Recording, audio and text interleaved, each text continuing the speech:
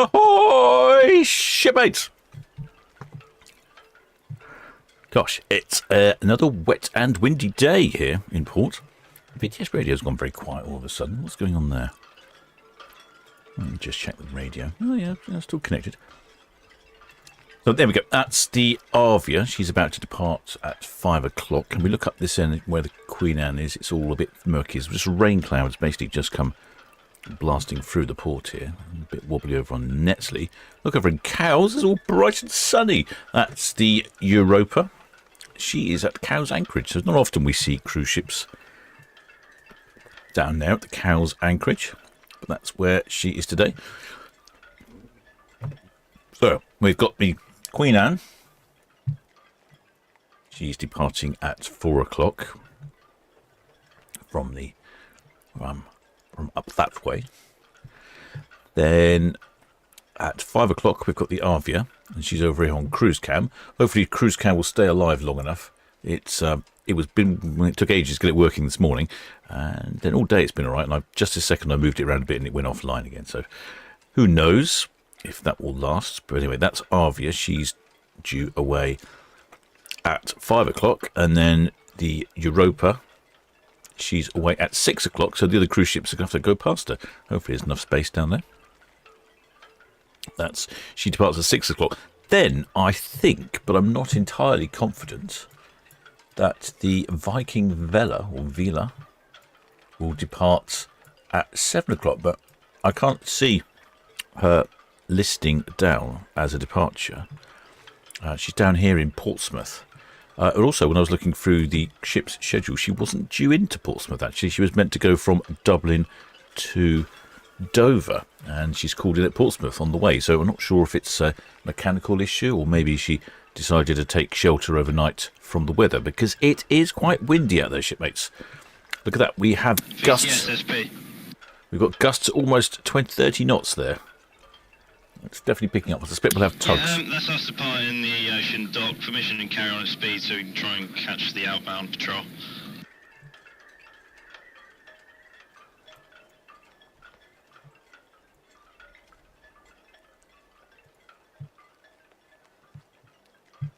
We should be able to see. Let's see if we can see this. That's the SP. That's the. Let's see if we can find him on the camera. He's just parting ocean. He should be down here somewhere, I think. Oh, yeah, there he is, yeah. Some interesting colours. There you go. There goes the SP. Interesting colours on the water this afternoon. We've got this sort of bright sunshine, then the clouds. Really turquoising. Yeah, see, this is actually an area where there's a speed limit of 6 knots in here, and clearly the Southampton patrol boat is not doing 6 knots there, but he has asked VTS for permission. So he's headed off at a rate of knots.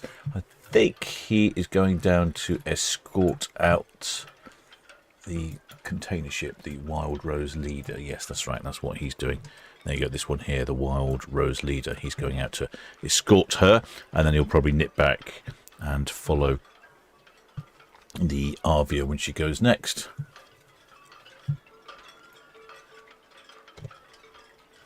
You can see the water has been quite choppy. I took a little trip down to Hurst Castle this afternoon. Very windy down there. Certainly blew the cobwebs away. And the water was really some big old waves out there on the Solent. There we go. There goes SP. I'll need to move that camera, don't I? Well, let's move this. What do I think about it? Let's do something proactive, Captain. You know you should. Hang on. While I'm thinking about it. How about this then? Ahoy there, shipmates. I am the captain of the Solent Ships YouTube channel, broadcasting you live and direct from the Port of Southampton. A mere 9 minutes into the broadcast, and the captain remembered his banner. Will wonders never cease?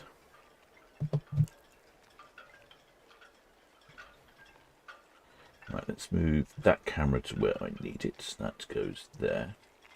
PTS, Red Jet 6, shortly away from Town Quay for Cowes, please. Yeah, that's that one. Okay, I think I'm all sorted now. Yeah, so be interesting to see what time the Viking Vela leaves and what the visibility is like. We should be able to see her. So sometimes I talk about cruise ships having tenders shuttling passengers to and from the shore, and this is a good example here. So you can see the Europa there at anchor in the middle of the Solent, and that is one of her little lifecraft tenders. She's taking people, well, she's probably collecting people from Cowes. They've been having a wonderful time in Cowes, and they'll be shuttling to and from.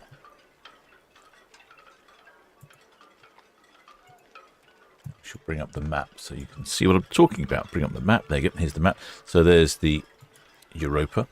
She's moored here in the Triangle Cowes anchorage, and the little tenders are going across, picking up people probably from West Cowes, I would think. Don't actually know where they come from. Maybe all of our shipmates can let me know where they're shuttling them from.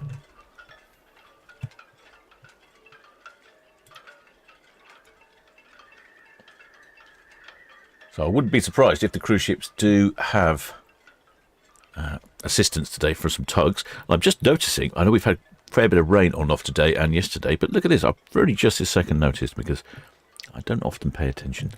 But look at that. I think that grass is picking up some colour down in Mayflower Park. For a while it was stark yellow, but now it's actually got some green into it, which is ironic really, because from Monday they're going to be covering up again and building the Southampton International Boat Show up. So poor old grass in Mayflower Park never gets any time to itself without being abused or, you know, dried out, sat on and churned up. It's surprising how good grass is, isn't it, really? There goes Red Eagle. Coral methane. Coral methane. Arvia, channel 12, over. The Coral Methane, she's the bunkering vessel for Arvia, LNG bunkering vessel. Nice and brightly coloured orange. So she's over here, right next to the Arvia. She'll be filling her up. At some point she'll disconnect, unplug, and then she'll head on out. And she normally tries to coordinate that with the Queen Anne, because obviously she's got to reverse out into the sort of middle swing ground here, and then lower swing ground rather, and then head out. Coral methane. Coral methane. Arvia, channel 12, over. So the Arvias are asking to see what's happening, to see if she's finished bunkering.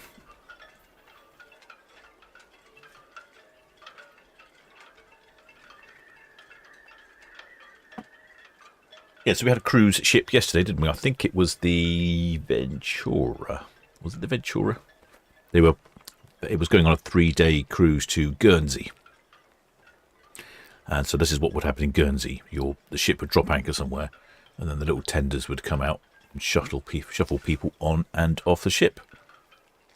Also, this ship, the Europa, is going to head out via the Needles. So that'll be exciting.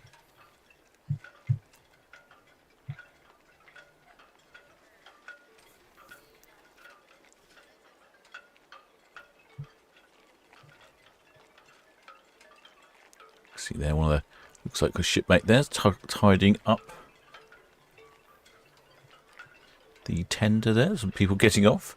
Had a lovely day out in Cowes. Probably visited a few shops, bought a few things. Popped into potentially one of my favourite little bars down in Cowes. Oh, apparently it's not too windy for Arvia. She does not need tugs. Here she comes.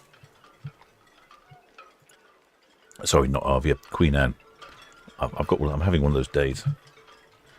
Little patches of sun everywhere. See the little patch of sun here at Dockhead. Yeah, you can really see it on Itching Camps. Also, it looks like a bit of a rainy shower there as well. There is the Arvia. And here comes the Queen Anne. Queen Anne. I hear you say, where is Queen Anne off to? I hear you say, Queen Anne, she's off on a 7-day round trip to the Norwegian fjords with celebrity chef Michel Roux of Le Gavroche fame. I think he'll be on board. I think he's demonstrating, giving some cooking classes. It'll be a pleasure to see him cook and eat his fine food. And she's calling in Stavanger in Norway, Olden in Norway, Ålesund in Norway, and Haugesund in Norway. A very similar itinerary to Iona. Shipmate Jackie Miller says, "Yay, past the Needles." Yeah, it's been. I don't think we've had I'm just trying to think. I don't think we've had a cruise ship go past Needles yet this year. Look at that. See, they got this. It looks to me, if you look to the just behind the bow of Arvia, it looks like a rain cloud coming up Southampton water. But if you look to the stern of Arvia is in sun. It's been a funny old day. It's like April showers out there. 1 minute I'm getting soaked, the next minute it's windy, and also equally all at the same time it's warm. Very confusing. I should have a look. Maybe have a look back in the chat now and see which shipmates we have in the chat. I think it's already scrolled off the top. We've already got numbers for Arvia, which I wrote down incorrectly. So 2,812 passengers. She has a maximum double occupancy of 2,996, so she's almost full. And 1,214 crew, which is just short of the 1,225 maximum. BTS Red Eagle, that's Northwest Netley and Europa.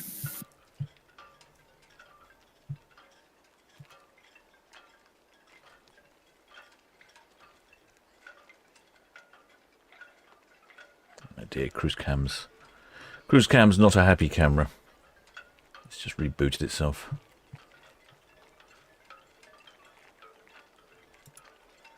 It's been so good. It's been on all day. Now it's just decided that it's not having a good time. Hello there, UK cool guy. Hi there, Spike. Hi there, Edward Coates.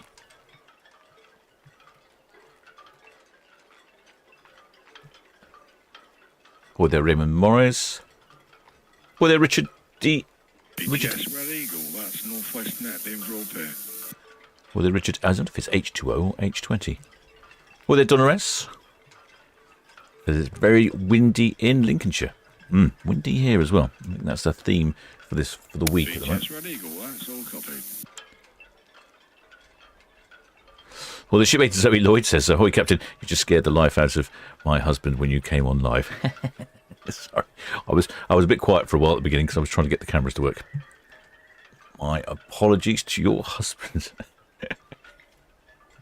Hi there, Swifty. Says my time is out on Cow's Cam. Is my time out on Cow's Cam? Let's go and check. Yeah. Thank you, Swifty. Doink.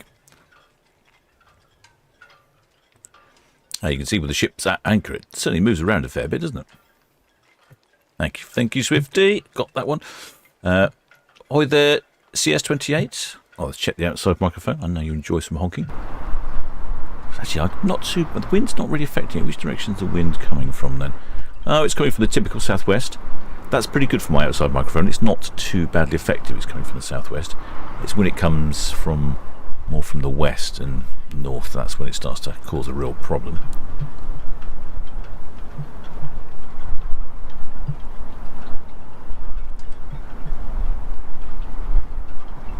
Hi there, Jason Fernie.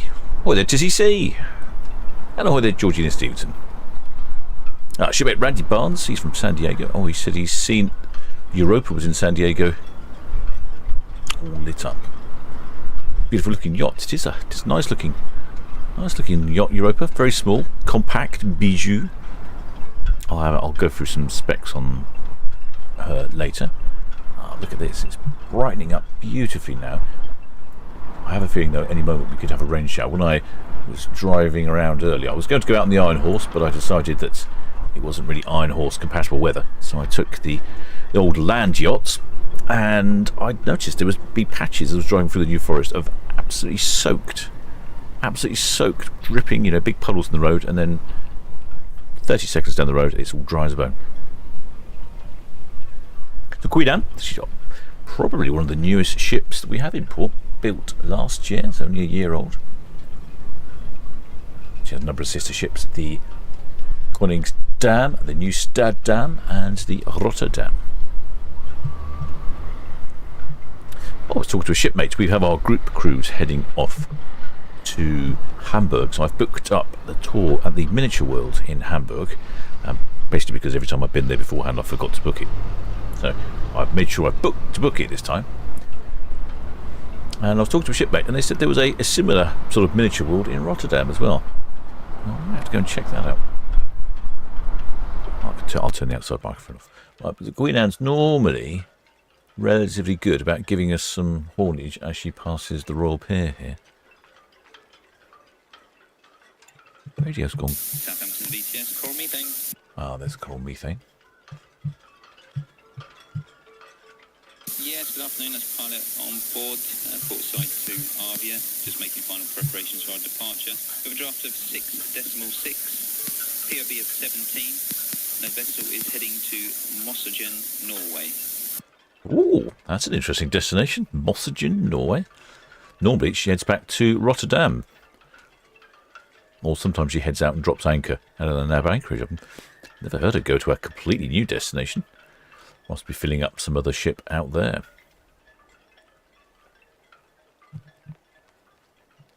Yeah, all copied. We'll keep an eye on Queen Anne, and once she's clear, we'll make our way out. Thank you. As is typical with the Cunard ships, you can always spot people in their dressing gowns on the balconies. I believe they have complimentary dressing gowns. There's a few shipmates up on top, although I'm not surprised that there's not too many up on top because it is jolly windy out there today.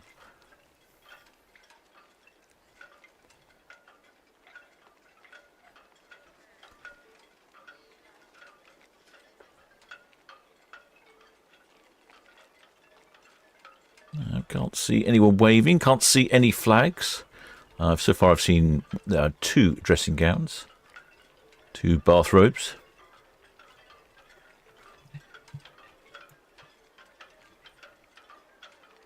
Getting some lovely reflections. He's right in a sort of little patch of sun and good weather.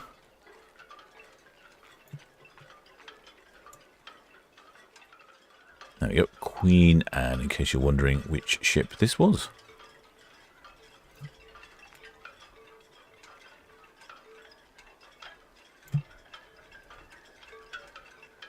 Yeah, see, now we've gone into a little... BTS, the Queen Anne, bear head out.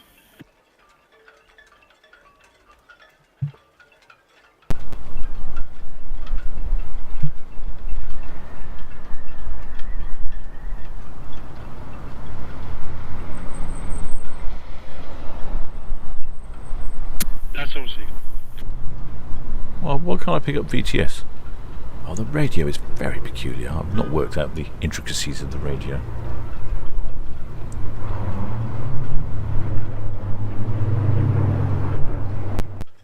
Hopefully Queen Anne will give us some honks. Maybe she'll give Arvia a honk as she passes.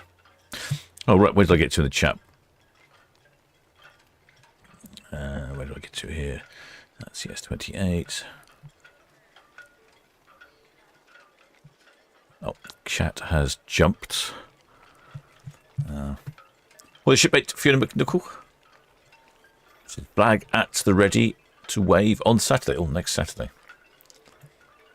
Excellent shipmate. We'll keep a lookout for that. Well, Fiona McNichol says Iona is also sold out for this coming Saturday. I bet it is. It'll probably be the first cruise outside the school holidays, won't it? So there'll be normal people desperate to go away without dragging children with them.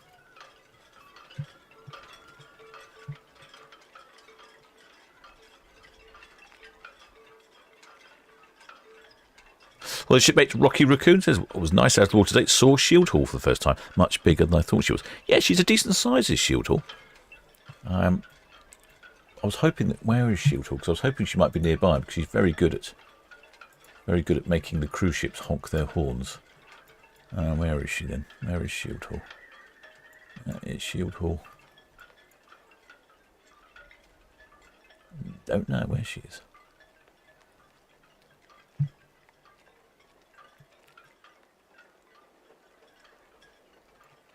Oh, looks like cruise cam's on the blink again.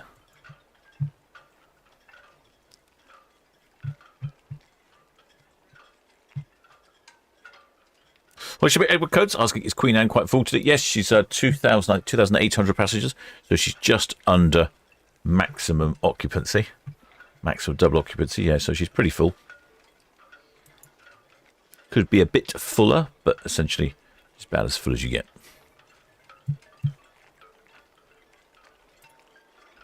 And that's pretty much the way that all the cruise ships have been in the last couple of days, the last couple of weeks, I mean.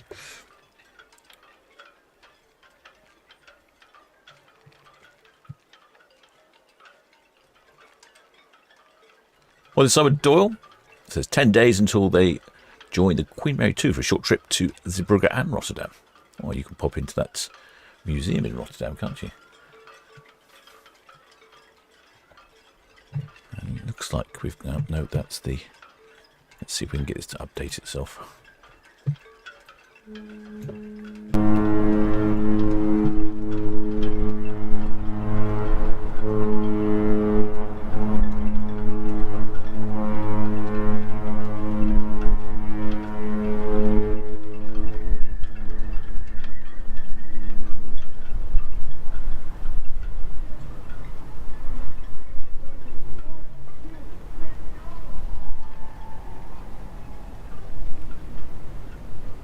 Hear some sort of cheering.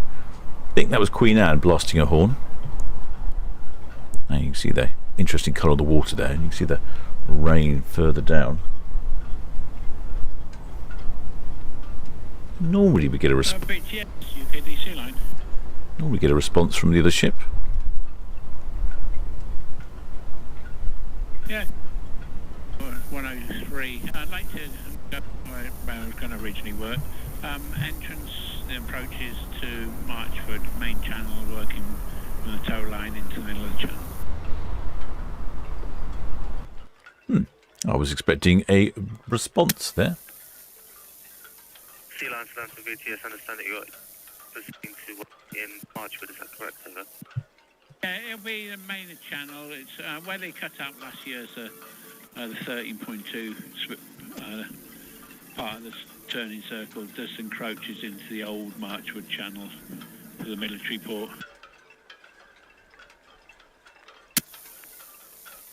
Sea Line VTS, let's proceed, thank you.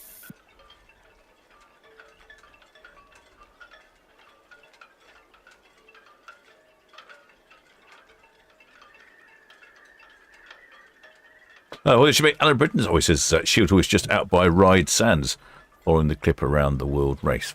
Oh, okay. I didn't know where she was. She's often out and about. Let's have a look, see if I can locate her. Ryde Sands.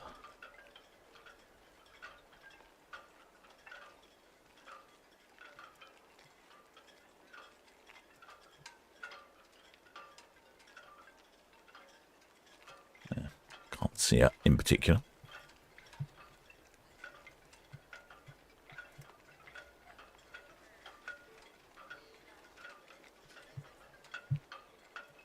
Looks like the sun's coming out again.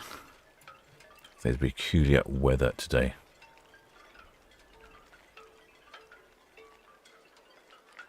Oh, well, the ship make topsies is this time next Sunday, the 7th. They'll be on board Queen Anne for 19 days. Where are you going for 19 days on Queen Anne then? Let's see, what are you doing?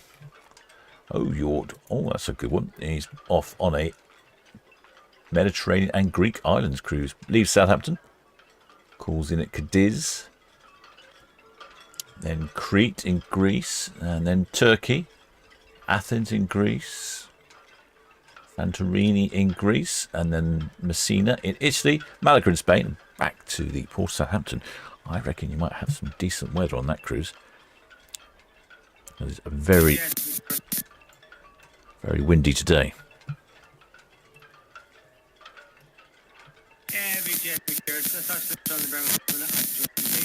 Back to 45.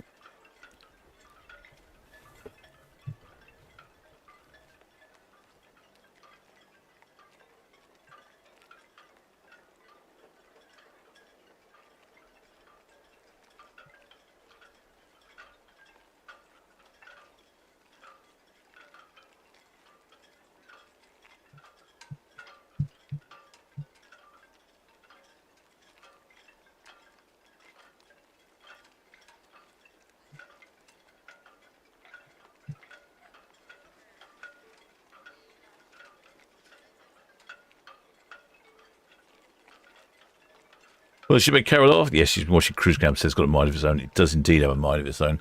It's not a well camera. It keeps rebooting itself and going spinning. I've got a replacement coming, so hopefully I'll get that in and give the cruise cam a rest. Bargate, BTS.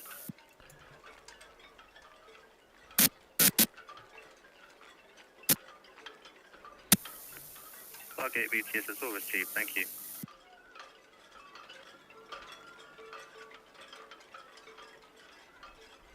So we've got to see it's all dark here on Itchin Cam. I'm suspecting that's probably some little spots of rain on the camera lens.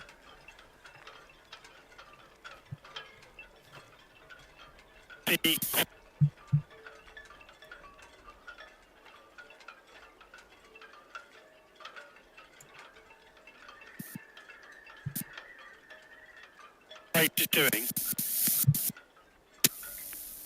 Queen Anne, Southampton, VTS. At current, the yacht race is proceeding from the North Spur Bridge to the Northeast Ride Middle Buoy. Once they reach the Northeast Ride Middle Buoy, they will proceed to Stokes Bay. Over. Oh, okay. It's Queen Anne asking about a yacht race. Shield Hall, Southampton, VTS. I think this must be the yacht race here. You've got lots of yachts here. So they were going. I think they were going back to Stokes Bay. He said. I don't remember. I can't forget what he said. We was going before. So they're out of the way of the main channel. Falcon, Southampton, VTS, is all received. Thank you. All the little yachts. There'll be quite a good day for a yacht race. Potentially a bit windy.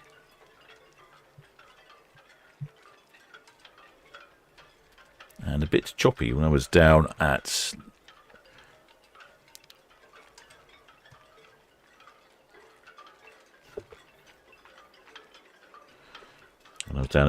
the Hurst Point earlier. You could definitely very choppy out there.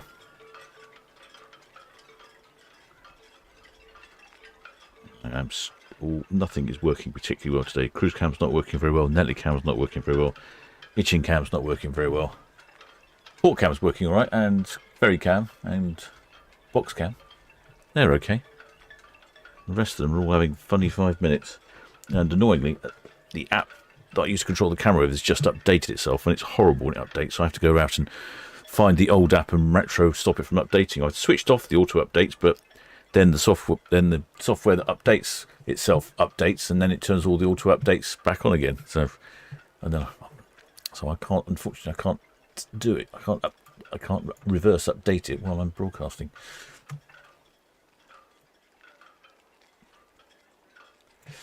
Technology, eh?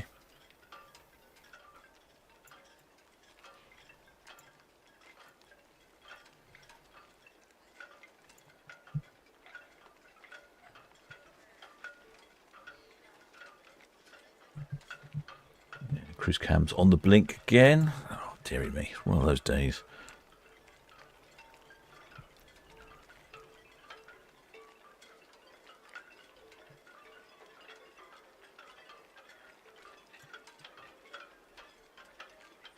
Right, let's see if it behaves itself for a little bit. Just about see Europa on cruise cam, I've noticed.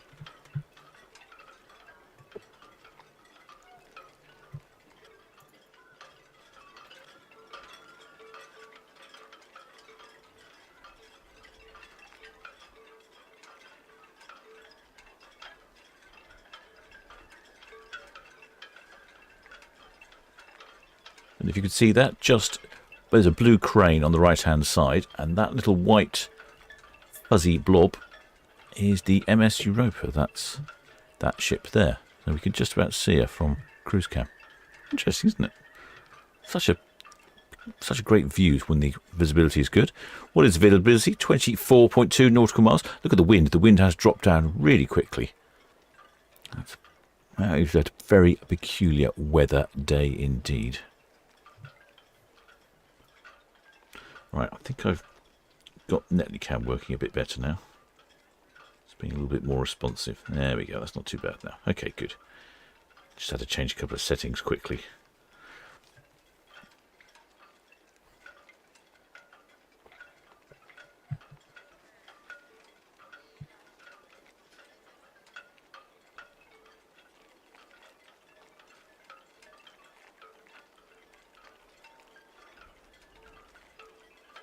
Shipmate. What's that? SWL Radio UK. It's asking what the lifeboats for, or what the lifeboats are for here. I can't see the lifeboats. The lifeboats are going to and from shore for the Europa, and that's because they are tender lifeboats. So they are carrying the passengers back from the Isle of Wight back on board, because obviously it's a little far for them to swim.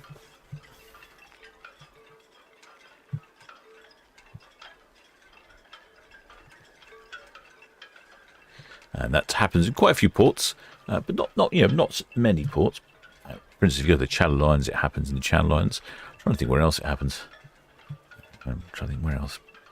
I'm sure there's many other ports it happens, especially with the size of some of these ships.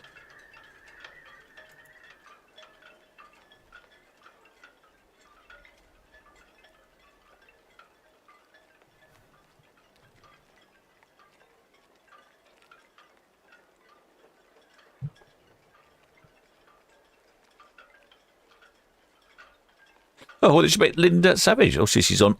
Ahoy, Captain. I'm on holiday on the east coast of Scotland, just south of Aberdeen. Saw Norwegian Dawn sail past in the distance, heading for Invergordon. Wow, what a good spot. She must have been a fair distance off of the coast, I would think.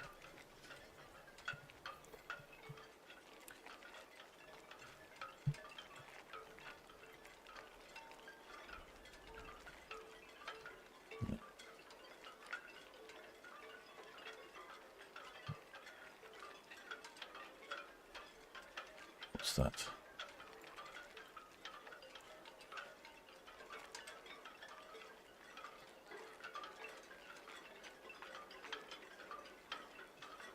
I just noticed there's like an old wooden motorboat down there. That's just pulled out of Town Quay Marina, following the plastic sailing boat. You can see the lines on Arvia. No word yet from Arvia on the radio. She should be due away at 5 o'clock. Then at 6 o'clock, the MS Europa will depart. And then I think at 7 o'clock, the Viking Vela will depart from Portsmouth. But we'll have to see how that goes.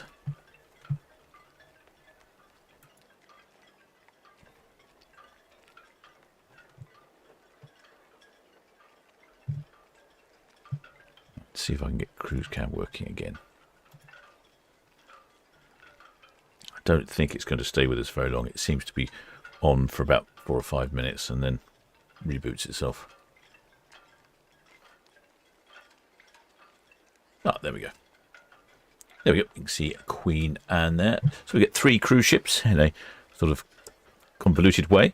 Got the Arvia on our right, the Queen Anne in the middle, heading down south of the water, and then the little fuzzy white one in the distance is the MS Europa.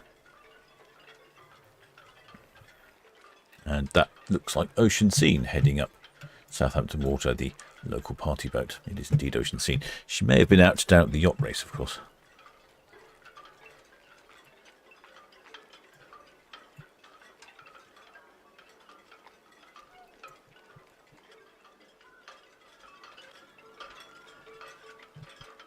You can see the little patches of sunlight go heading all down Southampton Water. It looks like the rain has gone now and the wind is dying down.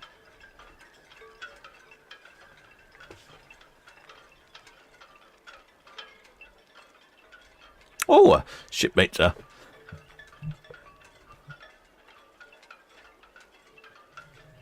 Shipmate CS28 talking about the tenders that were shuttling people to and from the Europa.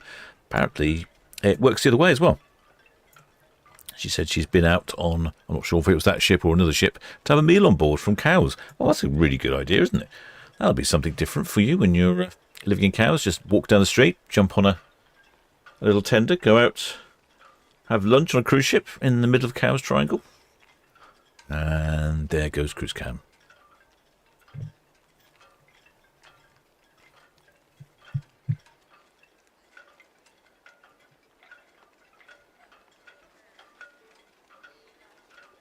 notice there is a few shipmates up on the by the P&O side. Don't know if they're watching the broadcast or not. That's normally a popular location. If you have a cabin that's, say, on the starboard side or an internal cabin, head up to the P&O cruise ship side, or any ship side for that matter. I'll endeavour to try and leave the camera up there at some point. Oh, shipmate Mark Dewey says, looks like Viking Weller's already left. Oh, really? Oh, yeah, you're right. She is on the move. Oh, okay. Well, we'll have to see if we can pick her up. Sure, that's be quick. We'll have to see if we can pick her up in a bit. See if we can get Swifty over there or on the Aspire cam. Sea Lion sits in Mercurius. So there is the Viking Vela. It looks like she's got tug support. Yes, the VS Scotsman. Yeah, good afternoon. Where would you like us to pass? Pass ahead of us, please. Pass ahead of you. Yeah, roger. Thank you. Yeah, so we might be able to see her on another camera where she comes out of Portsmouth, if the view is any good, of course.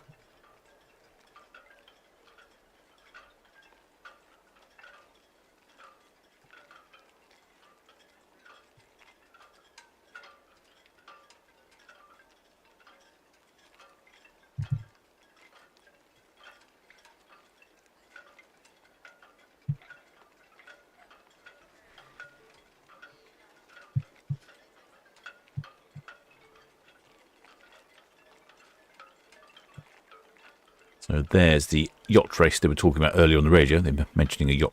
Queen Anne was asking where the yacht race is. That's the yacht race. We should be able to get a view from this camera of the Viking Vela departing.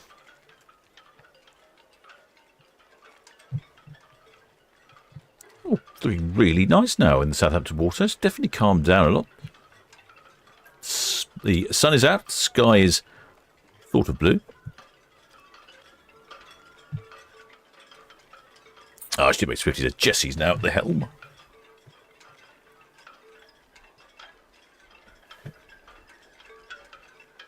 I'll just pop her a little note.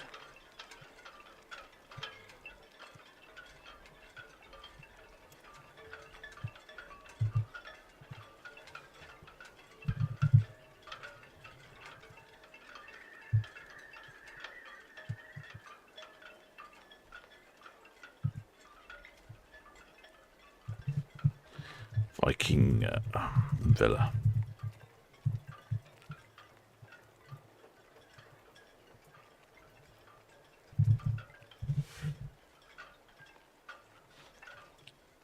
In fact, that's where Shield Hall is. We talked about Shield Hall earlier. She's down there. There you go. That's Shield Hall. She's down there watching the yacht race. Well, she made the pack Andrews. Technology is a pain. It is a pain. It is really good a lot of the time. And I think the problem is it's so good a lot of the time that when it goes wrong, you find it really frustrating.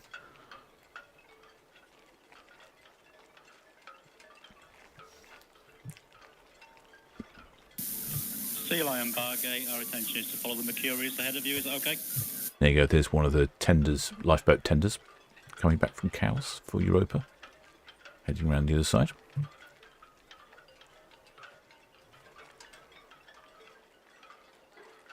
Looks like some pretty decent sized sailing boats there.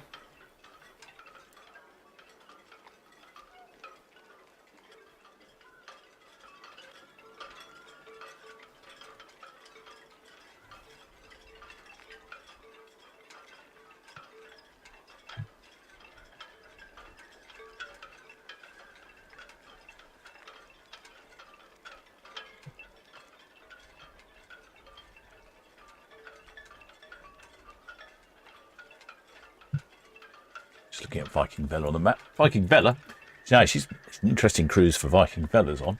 She departed Sweden, Stockholm, Sweden, on the 6th of August, and she's on a 28-day cruise, Stockholm, Sweden to Tilbury Docks in London. So she went from Sweden to Tallinn in Estonia, then to Gdansk in Poland, then to Bornholm Island in Denmark, then Rostock in Germany, then Copenhagen in Denmark, Aalborg in Denmark, then Oslo in Norway, Stavanger in Norway, Idefjord in Norway, Bergen in Norway, and then she came all the way back over to the UK, calling it Lerwick in the Shetland Isles, Aberdeen, Scotland, Leith in Edinburgh, Kirkwall in the Orkney Isles, and then Ullapool in Scotland, then Belfast, Northern Ireland, Liverpool in England, Holyhead on Anglesey in Wales, then Dublin in the Republic of Ireland, and then one final stop before London, and that is Dover. But for some reason, she's in in Portsmouth at the moment. I don't know if it's to avoid the windy weather, or maybe there was some mechanical problem on board.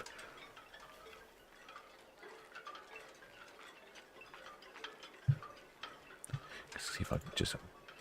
I'm rather busy trying to see if I can get cruise cam to cooperate. I don't think it's no, it's not cooperating. A replacement is on its way.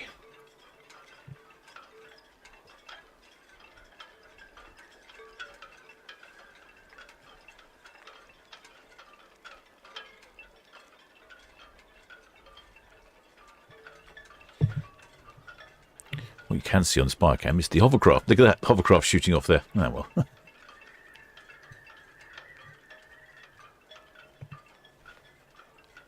like they've got some racing going on down here as well. Southampton VTS, the ocean scene, that's us just passing Western Shelf, and we're back into the Itchen and returning to our berth at Millstone Point.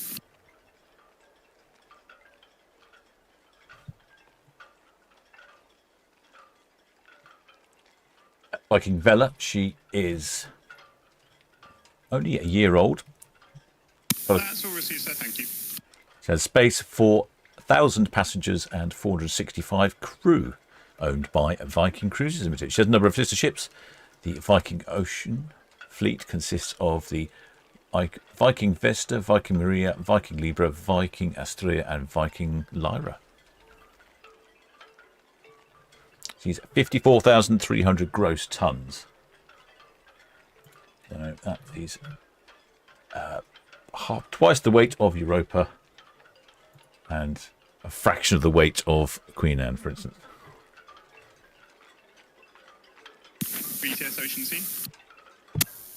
Ocean Sea in Southampton VTS 20, please. 20.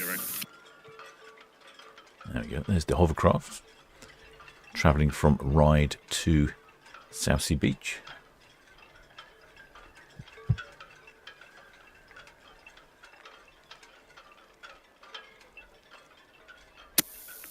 Shield Hall, Southampton VTS.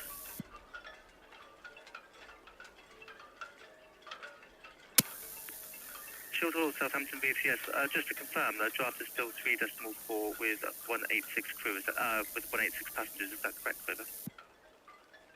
Think about Viking Vela. She's barely visible over the buildings in Portsmouth, unlike Scarlet Lady. Southampton VTS, that's all received. Calshot tide gauge showing 4.18 and decreasing. Queen Anne at the Cadland outbound. Over. I'm surprised the hovercrafts haven't stopped their crossings, because in this sort of high speed they have difficulty travelling across the Solent, and they often get cancelled.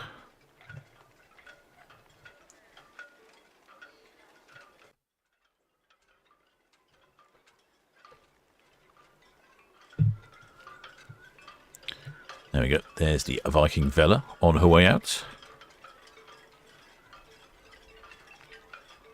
Well, shipmate Brenda Jones is the Viking Vela due to leave tonight, because I'm on holiday in Portsmouth. I would love to see it. Well, here she is here. She's leaving at the moment. Like I say, I did look through the list in Portsmouth, but she wasn't scheduled to call in, so they didn't have a time for her departure. So I was only guessing at 7 o'clock, but apparently I was wrong.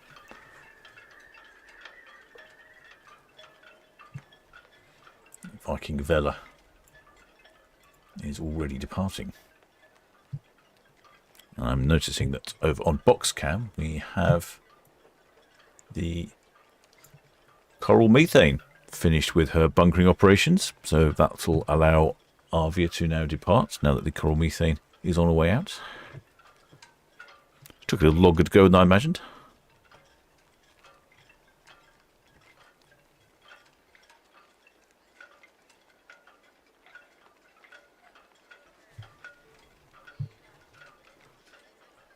Yeah, they've been having all sorts of yacht racing down there. There's a chap there. He's always on out on the trapeze on his little yacht, little dinghy.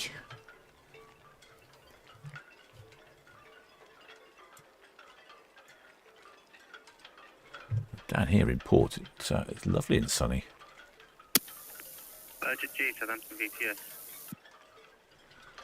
There's the high-speed Cat by Whitelink. Roger G, Southampton VTS, that's all received. Traffic information, the shield call at the East Bramble, taking the North Channel inbound for 110 bar. Over. Shipmate Randy from the old Devlin certainly likes the Viking ships. Yes, fantastic ships. 1,000 passengers, 465 crew. That's a really good passenger to crew ratio. I think they fall into the luxury category. Let me have a quick look at the pricing. Oh, yes. Yes, they do indeed. For instance, this cruise here, I'll give you a sample of some pricing. This cruise here starts at Station calling VTS. Starts at about £18,000 per person for a 28-day cruise. Just noticing, we've got shipmates flying a Union Jack. Excellent. Flags ahoy on Arvia. Got some waivers up there as well. Brilliant stuff, shipmates. Lovely jubbly. It's looking very sunny down here for the Viking Vela.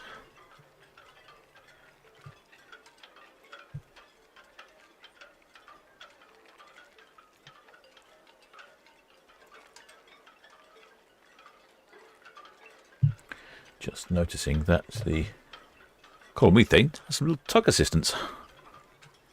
Looks like one of the Y tugs at the front. Probably the Y Force, I think. I did hear the Y Force on the radio.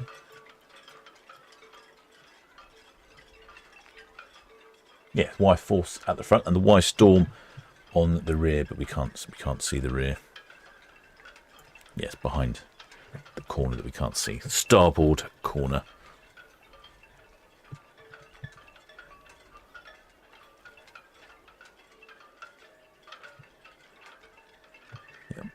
Yeah, a few wavers there.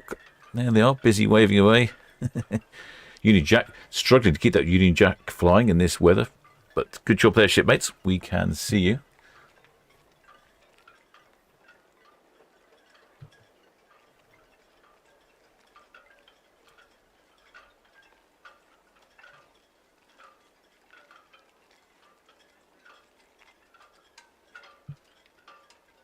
Well, shipmate Brandy Bart says, no casinos or children's. Oh, that's a different vibe, isn't it?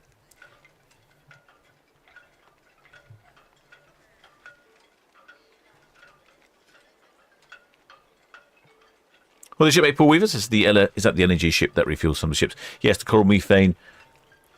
As far as I know, here in the port of Southampton, she refuels the Iona and the Arvia. I don't know that she refuels any of the other ships in port. I think it's just those two.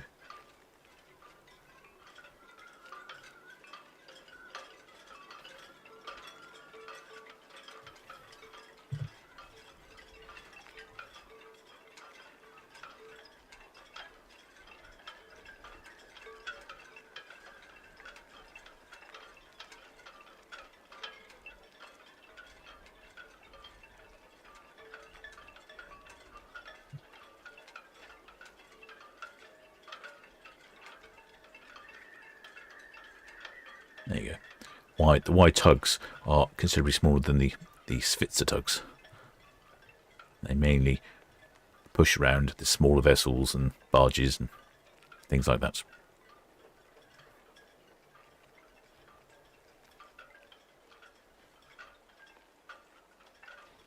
Looks like the bow thruster from the coral methane starting up.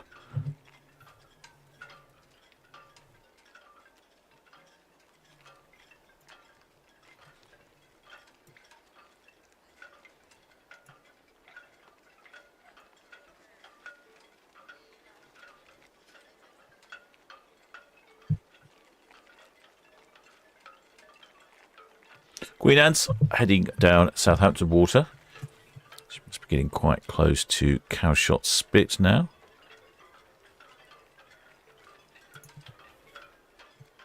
There she is, just behind Cowshot Spit. You can see the great view there of the patchy weather we've got today. Today it has definitely a bit calmer in the sun. It was really quite choppy. Hoy shipmate Pack Andrews. Oh, what port is Coral Methane's home port? I would imagine Rotterdam. Don't actually know, but she does go back to Rotterdam quite a lot. I'm guessing Rotterdam, but that would be purely a guess.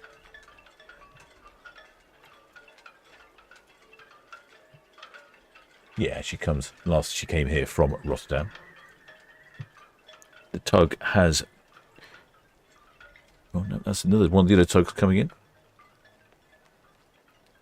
Well, it looks like Y forces just giving Coral Methane a bit of a nudge round. The wind is still pretty gusty, over 20 knots, but it has calmed down a bit. And looks like the Viking Vela's picking up speed. Now heading off to Tilbury Dock. Like I said, I'm not sure why she came into Portsmouth. She wasn't scheduled to, so it was either to avoid the rough sea, because it is quite windy at the moment, or there was some sort of problem. My money's on the weather. Queen Anne BTS, very good afternoon to you. That's all we see. Thank you. Nothing immediate for you. Inward bound at this time. The Houston Grass shipping the next board in 1845 at Foxtrot. Looks like we've got a Welsh flag as well. Southampton BTS, the Arvia. Arvia BTS, very good afternoon. Yeah, very good afternoon to you. This is on 46th berth. Just given 10 minutes notice, so should be good to go at approximately 17:15. Hey, just some figures if you're ready. Arvia BTS, that's all copied, and yeah, affirmative, good to go. Your guest is 5641. Crew is 1680. That's a total of 7321 plus 1. VTS, White Storm. Copied, and just confirm passengers 5641. Crew 1680. That's a total of 7321 plus 1. Just out, please. Yeah, affirmative. Thank you. But there's the Arvia. She's just radioed in. She's ready to go in about 10 minutes. VTS Coral Methane, that's our swing complete. There you go. Backed out of 46th berth, heading out to the east via the North Channel. Coral Methane BTS, that's all we see, thank you. The Shield Hall is just past East Bramble, North Channel, inward bound. Cowshot is reading 4.17, but I will update you at the Hawk. Fantastic, thank you. That's Coral Methane. Yes, ready Eagle. Afternoon again, shortly underway from Europa, outbound for Cowes. White Storm BTS. Yes, White Storm. Yeah, we're all finished with the Coral Methane now. We're back to Rank Wharf. Our next one is the Grack ship that's on her way in. Do you have a pilot boarding time for her? White Storm BTS, that's all copied. She is 1845, 1845 at the Sturbridge. Yep, 845 at the Sturbridge. That's perfect. Thank you very much. There's the Viking Vela leaving Portsmouth. The Queen Anne just heading around Cowshot Spit. You can see the BTS, the White Force heading back to American Wharf. White Force BTS, all received, thank you. You can see the kite surfer. I don't know if you saw the kite surfer there. Yes, ready Eagle, shortly underway from Europa, outbound for Cowes. Red Eagle BTS, that's all copied, thank you. The Coral Methane completed the swing off the ocean dock. Now proceeding outward bound. I've got Red Jet 6 approaching the Hound inward bound. All copied, thank you. There we go. So quite a lot of activity all of a sudden. Or you can see the pilot boat down there chopping through the waves. It is probably a bit lumpy out there on the Solent. Coral Methane adopting a ferry glide approach into the wind, because the wind will be blowing her around. And we've even got one of the ferries heading back into Portsmouth, going past the Viking Vela. I did see a shipmate ask a question about the coral methane, asking how often how much she can fill up. I don't know what she can do, but I know that when she's here in a weekend, that she can fill up Iona on a Saturday. Then she heads off, drops anchor down in one of the anchorages, then comes back on Sunday and fills up Arvia. So she can definitely do 2 ships on one day. I don't know how much more she can do than that.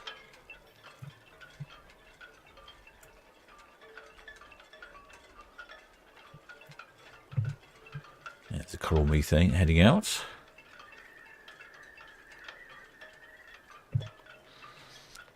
It looks like the Viking Vela's found a little patch of sun there down in the well, I suppose it's probably starting to be the English Channel, isn't it? The edge of the Solent, eastern Solent. And the sun is out on the Arvia, if cruise cam can keep itself together, which it appears it can't. Oh dear, poor cruise cam.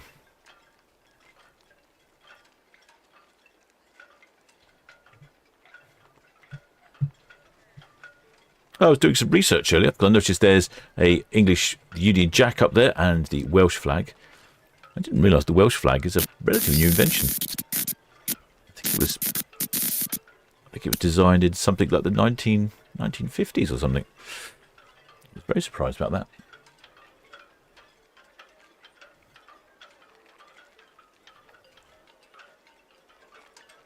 that. Shipmate David Wallace says Viking Vela missed out Dublin yesterday. Oh, I missed out. Oh, I suspect then Viking Vela, probably due to the weather, decided instead of going to Dublin and then heading round, they decided to overnight in Portsmouth. Oh, that would be my guess.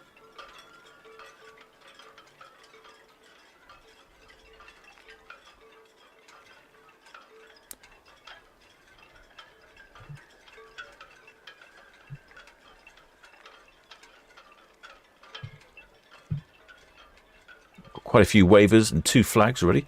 Struggling in these conditions. It is very windy. Always on the top of ships it seems to be windy, but at the moment it's especially windy. Well done in keeping those flags on point. I'll have a quick little... Yeah, that's all received, thanks. 2 little shipmates there poking their head out the hatch. VTS will discover likewise with the Wilco 250. Copy the traffic.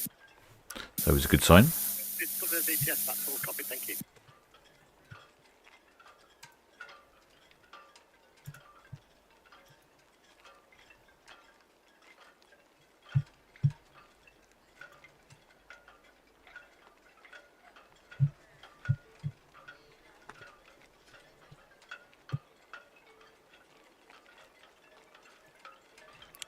Next away is the Arvia. She's due away Southampton VTS, coral methane, that's the western shelf now. any moments now. Coral methane VTS will receive, thank you.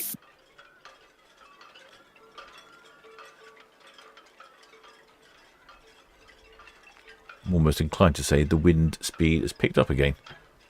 I can really see the trees moving around. I can hear it on my outside microphone as well. I don't know if you can hear that. It's just kind of blowing around a bit.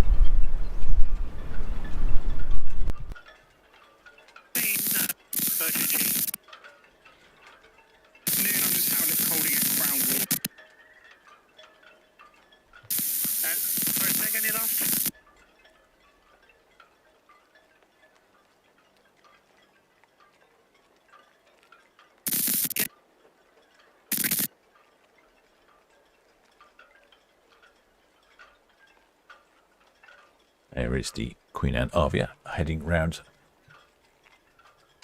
Cowshot Spit. She is on her way to the Fjords, a 7-day round trip to the Fjords. Prices on that start from around £900 per person, but that is for an inside cabin. She's calling in at Stavanger in Norway, Olden, Norway, Ålesund in Norway, Haugesund in Norway, and then back to the wonderful port of Southampton, as she departs with, I think it's about 2,800 passengers on board, with, I think it was 1,213 crew, something like that. So a pretty full ship, as seems to be the norm this time of year. One of our shipmates is on the next cruise on Queen Anne, and that's a 19-day cruise to the Greek Isles. Looks really interesting. Probably guaranteed good weather down there. Having a quick look at Queen Anne's itinerary, and she's pretty much based in Southampton all the time. Viking Bella, yes, good afternoon to you, Jerry. That's all copy, thank you. Just the Hoopman grabbed to the southeast of the tower. Inward bound for an 1845 pilot at the Sturbridge. There is however a 116-day round-trip full world voyage on Queen Anne, and that's the 6th of January. Starts in Hamburg, actually in Germany. I think it calls it Rotterdam in Netherlands, then Zeebrugge. Then, these VTS talk to Viking Bella. The San Marlow will be coming up west of the tower inbound for Portsmouth, and also the UKD Bluefin across the Newgrounds west of the tower. There we go. So we're talking to Viking Bella on the radio, even though she's going past the forts now. She'll be shortly out of sight.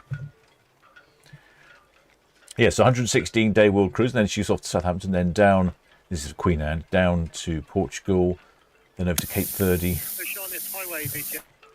then across down to South Africa, Reunion Island, over to Sri Lanka, Singapore, Kuala Lumpur, Hong Kong, the Philippines, Indonesia, then Australia, obviously it takes a little while, Darwin, Brisbane, Sydney, then heading up to Vanuatu,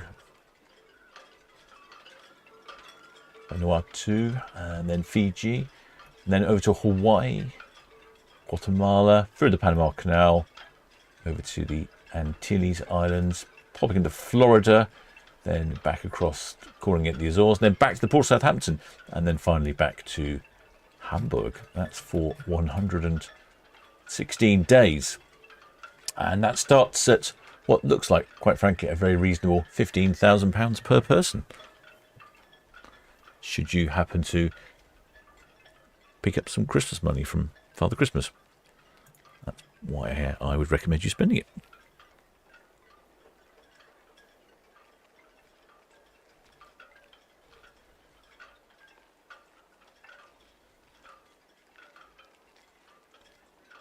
Well, the shipmate Suzanne Jones says, I'm on Arvia. Well, the shipmate Derek West says, what time is Arvia going? She is due away any moment now. She radioed in and said she was ready to go. Yes, that's all covered, Jim. Thank you. Very good afternoon and have a good evening. There is one of the Solent forts that Viking Vela is just passing by. I think it was up for auction the other day, or it is still up for auction. I think it was about £1 million, £1.5 million for your own little fort. Saw that around quite a lot.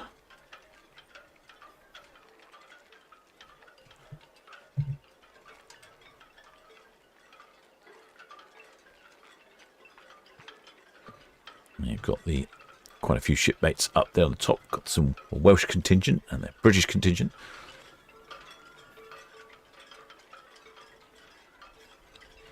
Well, the shipmate George Patterson says he's departing from here in 3 weeks' time on Celebrity Apex. I wonder if you'll be going past the Needles. Oh, Elizabeth Gluckich says they're on the last 3 days of the world tour of the Queen Anne to Hamburg, then the fjords next year. You're doing just that. You can just do the last little bit. Interesting.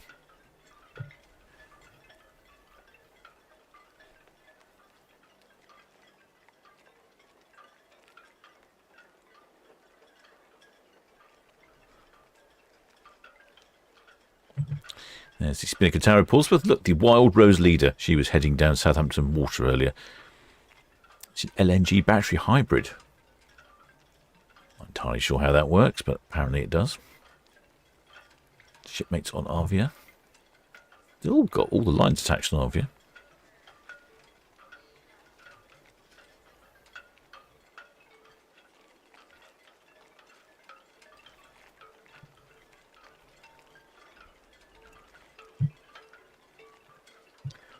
try and encourage cruise cam to work again.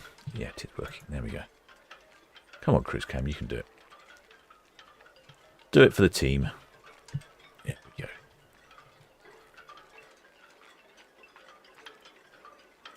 Question is, how long will it stay working for?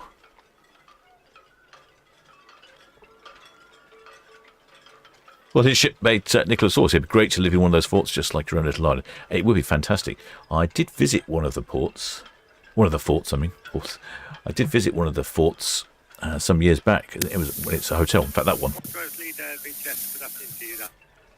Oh, there we go. Looks like we've got one line down on Arvia. Yes, it was quite interesting to go and visit, go out by boat, or by helicopter. I went out by boat, unfortunately. And then I spent the afternoon on there and evening. I didn't stay the night in the hotel, but we did walk around and have a little look at there was a sort of vintage shops there and a bar and the lighthouse, and yeah, it was really interesting. What I did notice, I went into one of the rooms to see what it was like, and the fort itself has no mains electricity, so it has a diesel generator running all the time to power the electrics. And in the room, all you could hear was the drone, the diesel generator. Not the best. I would think in this day and age you'd probably replace it with some batteries and some solar panels and have diesel assistance during the day, and at night time you could run on batteries, and it would be much quieter for the guests. Shipmate Catherine Alicia says, yes, we'll be tail for Uber Eats, though. Yes, it certainly would be.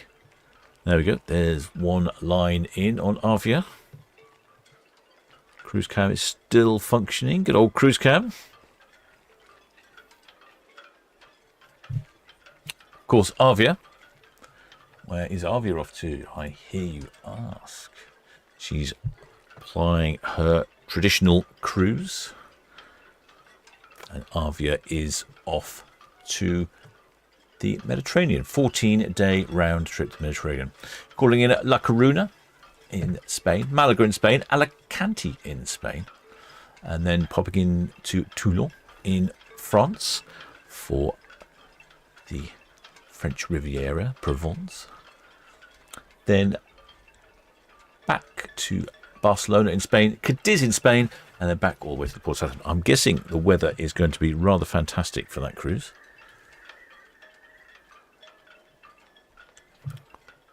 Maybe get out of all this wind. I'll show you why we have the wind. Let me find the wind for you. I like this new feature of my map. It's the wind. There we go. So yeah, you should be all right down there. But at the moment, this is what's causing our wind. So the brighter the colour, so the heaviest wind, or the strongest wind rather, is the dark red. And then the light blue is the lightest. So you can see the Mediterranean, not much wind at all. And a little bit of wind across the English Channel, but very windy around here, which is why I think the Viking Vela decided not to stop into Dublin and just motored on round. Yeah, looks like another depression coming across here as well.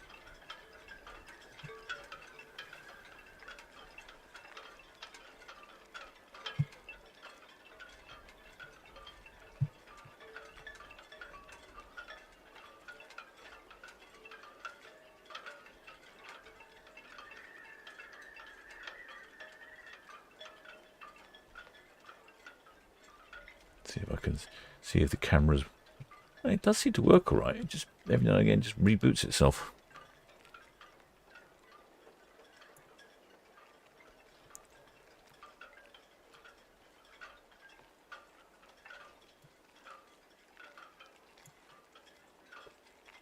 There's the lines on the bow of Arvia.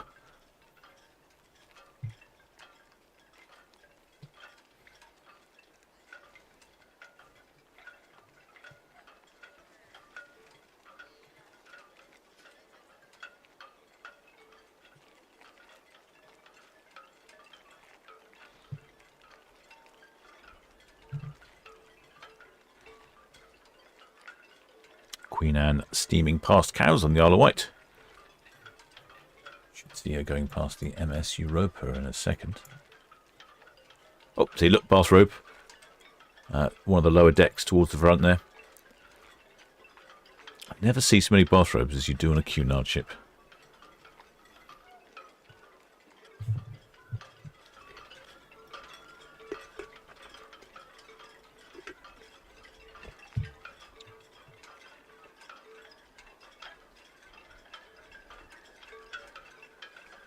Oh, I've turned the radio off. Silly me.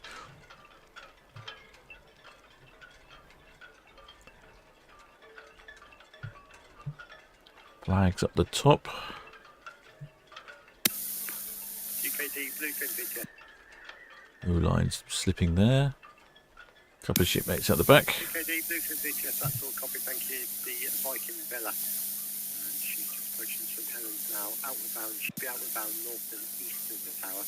She's followed by the Wild Rose leader through the port. Outward bound west of the tower. And further traffic for you, the cruise ship Queen Anne, just a quick consort out. I notice on the map that the Viking Vela. There's the Viking Vela. Arvia VTS. Yeah, that's us just starting to let the last lines go and on the move very shortly. And there's the Wild Rose, and there's all those racing yachts in between. Arvia VTS, that's all copied, and you are clear to proceed. There's the line down at the stern. And there's the lines coming down the bail. VTS, the Virgin G, just past the chapel now, approaching the Itchen Bridge outbound. Virgin G, VTS, that's all copied, thank you. The Arvia, dropping the last lines now, getting away shortly from the ocean dock. Okay, all copied, thanks.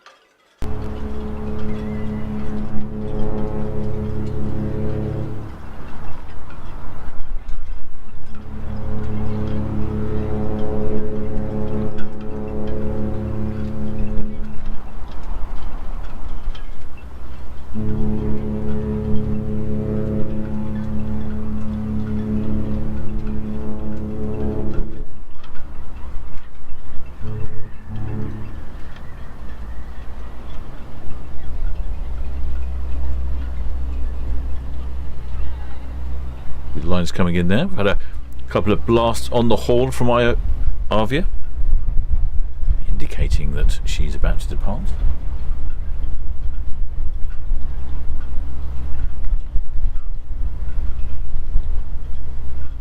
Well, the shipmate Fizz says, "Oh, felt sorry for those sailing away yesterday in awful weather." Oh, it was terrible yesterday, absolutely terrible. Yes, we haven't had such bad weather in so many weeks. It's unusual. I think we get complacent, don't we, when the weather's good?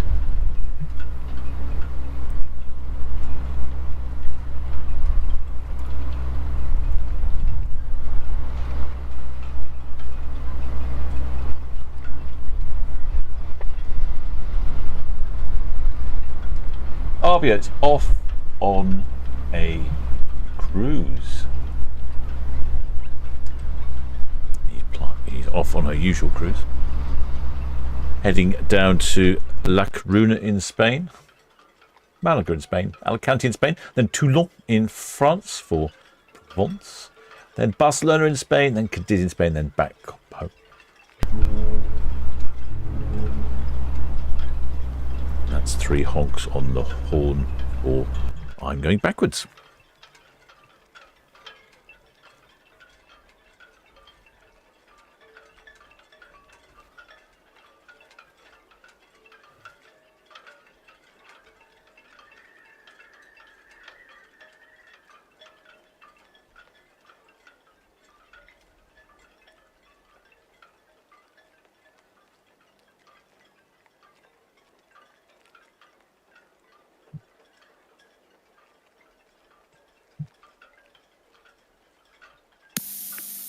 Southern Cat VTS, good afternoon to you. That's all copied, thank you.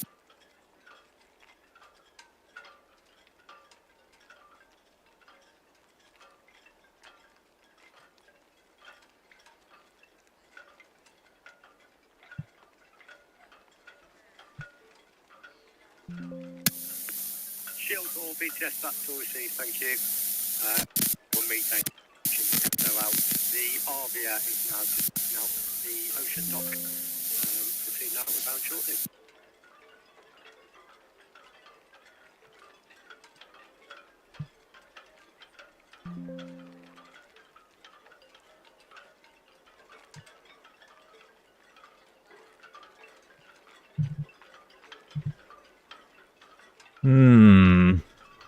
Naughty, naughty Paul from Love Cruise sending me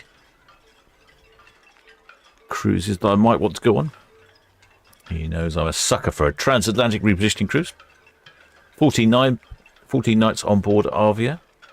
Balcony from £1,300, and that's calling it at BTS will fly.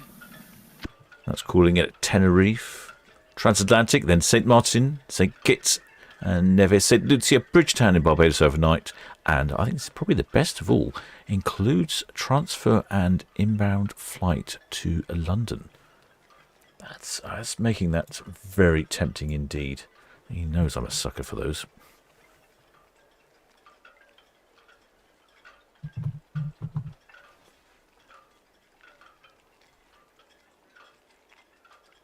This is a very similar cruise to the one that Arvia is on today. So this gives you an idea of a price if you fancy doing a similar itinerary in June of next year. 14 nights inside from 11:30.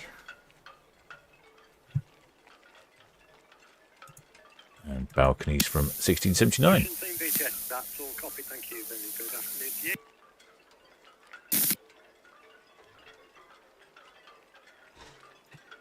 Wondering where the shield hall is. She's normally good for getting people worked up. Where is she? I can't see her now.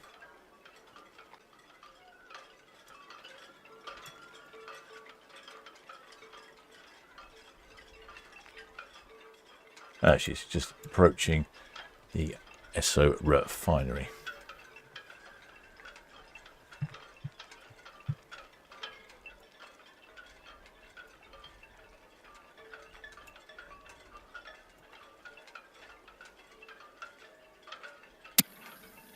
BTS Red Jet 6, good afternoon.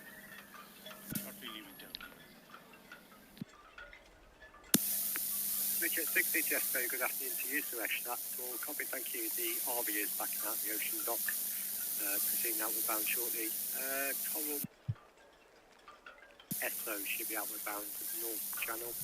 And the Shield Hall is passing Esso inward bound for 1 second. That's all copied, Chris. Many thanks. Richard 6 BTS, and apologies, further traffic, the Fergit G. She's just in the Itchen now, approaching the Empress outward bound. That's all copied, thank you. Oh, the shipmate Fizz. Oh, yes, she's double that price if you're a solo traveller. Unfortunately, yes. Not much I can do about that. Plenty of shipmates out on their balcony. I wonder if they're taking shelter from potential rain. Keeping out of the wind, that's for sure.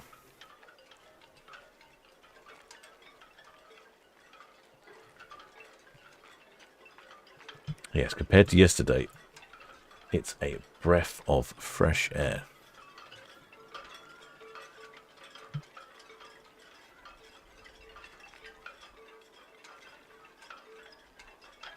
Well, shipmate Matthew Bateman says, has Queen Anne left or am? Yes, we'll discover.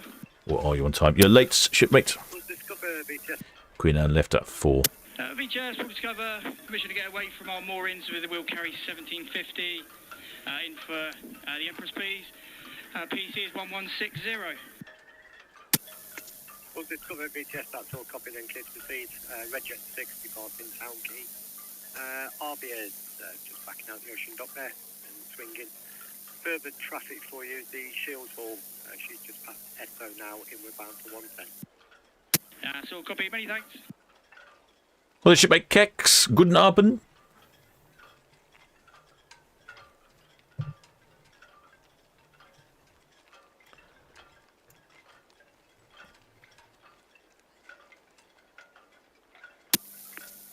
Tiger BTS, very good afternoon. I can see some waivers.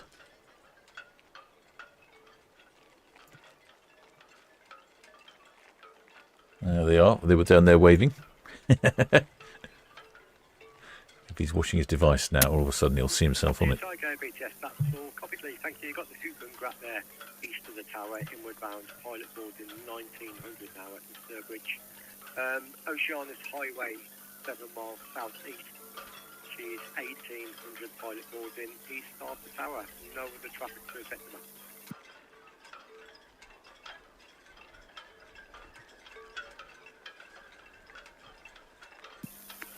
Super Grab BTS.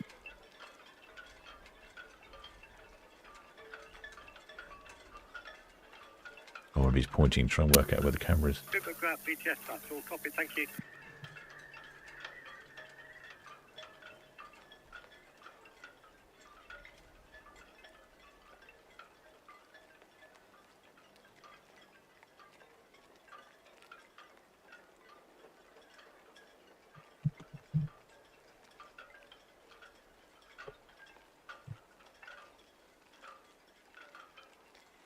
Yeah, it's definitely windy still. What is the wind currently then? Yep, it's about gusting to 20 knots. 15 knots constant.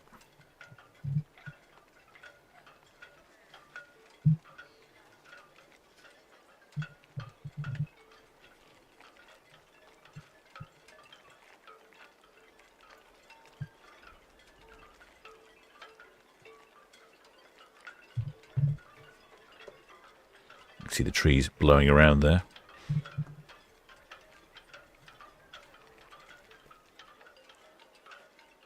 Well, shipmate did come west, he says. Have a good cruise to my uncle and aunt Paul and Susan Robbins. There we go. Uncle and aunt on board. Looks like they'll be having a good time. It's certainly an improvement on yesterday's weather. New shipmates there. Cabins right at the very front. Great view over the pointy end. Red Falcon BTS, that's all copy, thank you. Coral Methane just passing Esso, she's outbound North Channel. I've got the Burgett dockhead outbound and the Arvia is just swinging off the ocean dock. Currently, Shield Hall is steaming up Southampton water. There's a good chance she'll get quite close to Arvia. I don't know if Arvia will engage in an exchange of horns, though.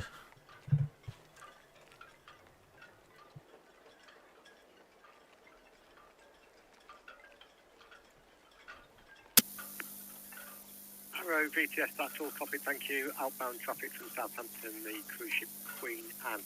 She just passed Peel Bank outward bound. Inbound traffic, the San Marlow, just at the Warner Buoy in for Portsmouth. I've got the UKD Bluefin across the new grounds in for Southampton. The Hoots is east of the tower. She's inward bound for a pilot at the Sturbridge at 1900. And the Oceanus Highway, she's 7 miles to the south. Should be boarding the Southampton pilot east of the tower at 1800.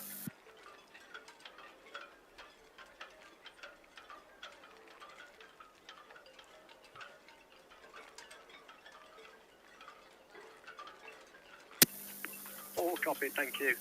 Just give me a call back if you need an update. Well, shipmate Spike, he said, I'm always saying that 4 ships tomorrow. There are indeed 4 ships tomorrow, which is unusual for a Monday. We have a 4 o'clock departure tomorrow with the Emerald Princess. A 4:45 departure for the Disney Fantasy. 5 o'clock departure for Independence of the Seas. And then an 8 o'clock departure of Mine Chief 3. I don't know what the weather will be like tomorrow. I have a feeling Red Eagle BTS, all copy, thank you. not ideal. It's a bit windy, potentially bright sunny, a bit like today, showers. So it should be right. Hopefully we'll get to hear Disney Fantasy again.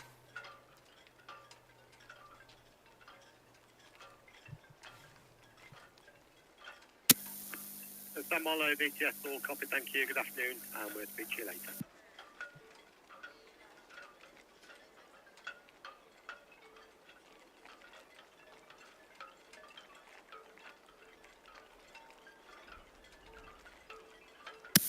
BTS, Budget G, Western Shelf now. Budget G, BTS, will receive, thank you.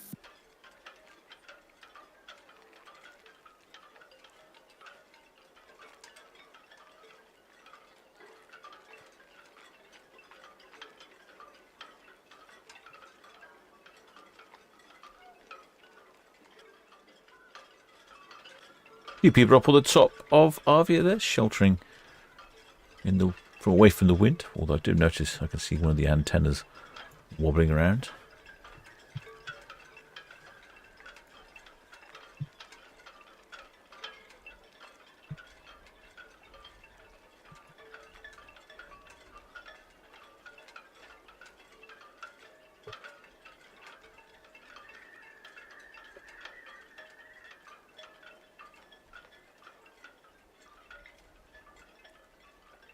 Oh, what is shipmate? Phosphor Dot says, oh yeah, the paddle steamer Waverley will be here shortly. That's certainly on my list of things to drone. I've not droned Waverley. Never seem to coordinate my own schedule and the schedule of the paddle steamer Waverley. Doesn't help sometimes that when she comes and goes on broadcasting.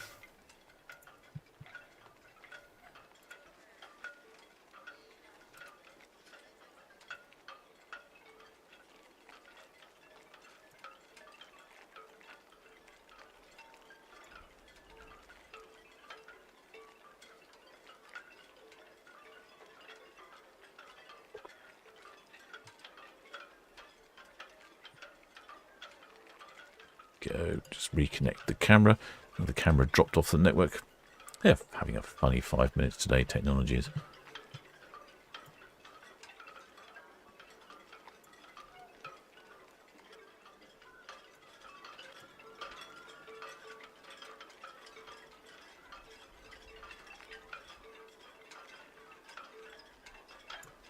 Still have one more departure for today.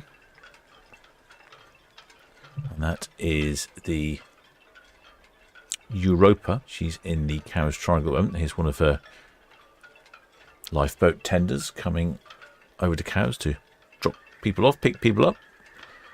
And she departs at 6 o'clock, so this might be the last trip for the tender.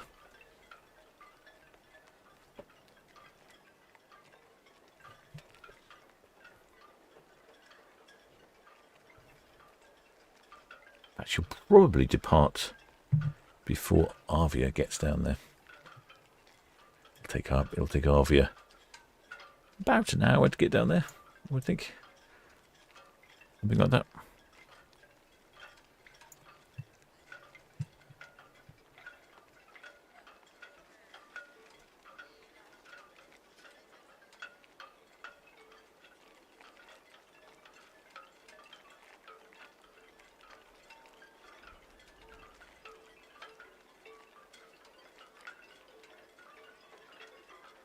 See the bow thruster working quite well on Arvia there.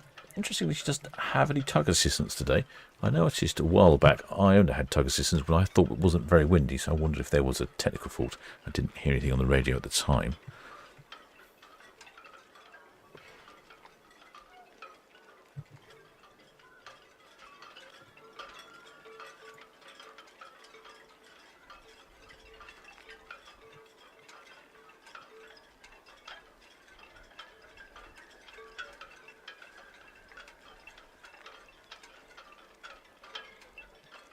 There we go, Arvia starting up the old engines, heading forwards, heading down to Southampton water.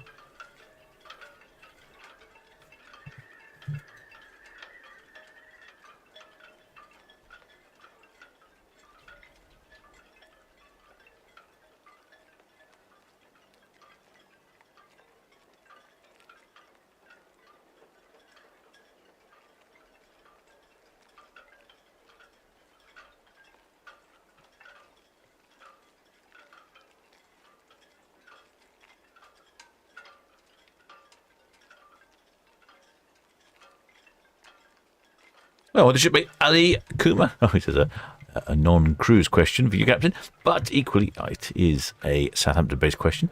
It does the Dancing Man serve food at lunchtime? Looking for somewhere to eat before we board Arvia in a couple of weeks' time. Yes, it does. It does indeed.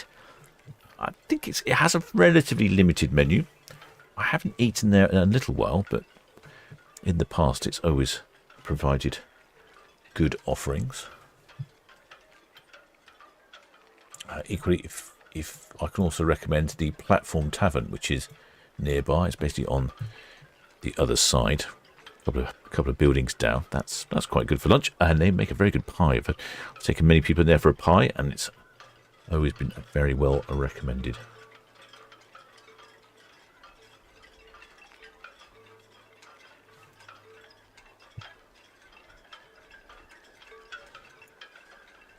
I'll see how many brave souls there are on the stern of Arvia, shall we?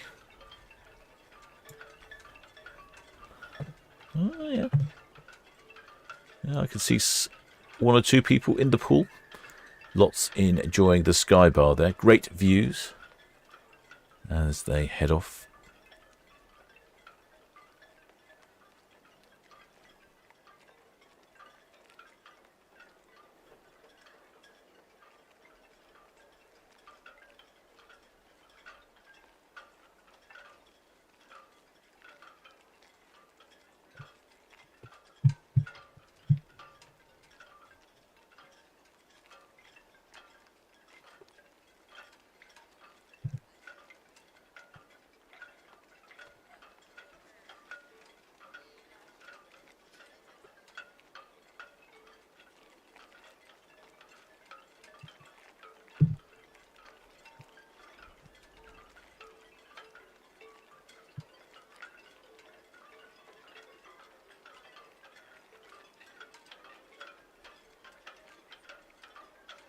The shipmates. Arvia, the ship hall. Yeah, she'll hold the Arvia. Yeah, afternoon, Sean. Yeah, we'll leave on that side, so we'll get past this one with that side of the channel. Yeah, understood. Thank you. Let me give you your toot. There you go. We'll do the same for you. Very good. All right, thanks. Oh no, the Arvia and the Shield Hall are tooting to each other, and we're not going to hear that. There will be some considerable distance away from us, unfortunately. The Shield Hall was saying she'll be outside the channel. So the Shield Hall is here. Arvia is just here. She's not going very fast at the moment, and the Shield Hall is currently travelling at 8 knots. So they're probably going to pass each other about here. We may pick it up on the outside microphone. I'm not wholly convinced. Unfortunately, it is quite some distance away. I will keep an ear open for it, though.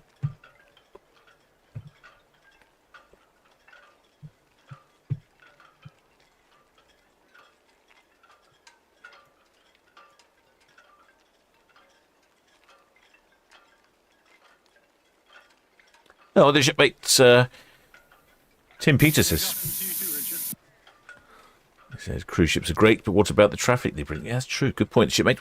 Yesterday it was a super Saturday yesterday. We had somewhere in the region of, I think, 20,000 people arriving and 20,000 people leaving. I think it's more like sort of like 18 and 19,000. Well, essentially that's a lot of people arriving in and out of Port Southampton, you're right. And not all of them stay in a hotel here. Station calling Southampton busiest. Some of them just call in for the cruise and then leave, so not always good for the ports in that respect. Afternoon, Tiger, BTS. That's all copied, sir. Thank you.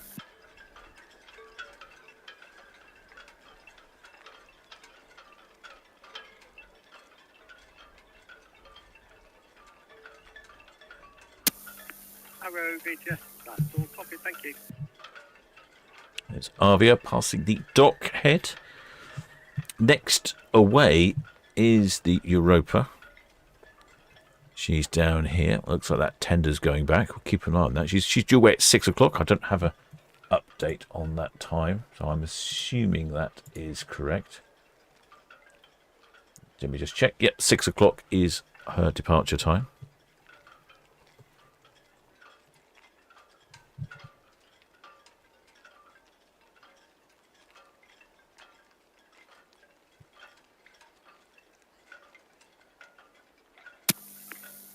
Arvia, BTS. That's all copied. Thank you.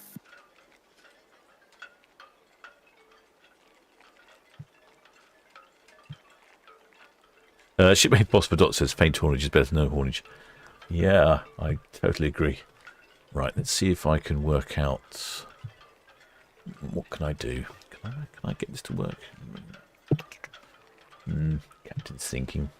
Probably hear the gears turning. Let's have a look. Where is Shield Hall?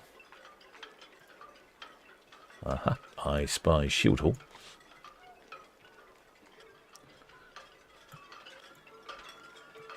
Shield Hall is coming up Southampton water.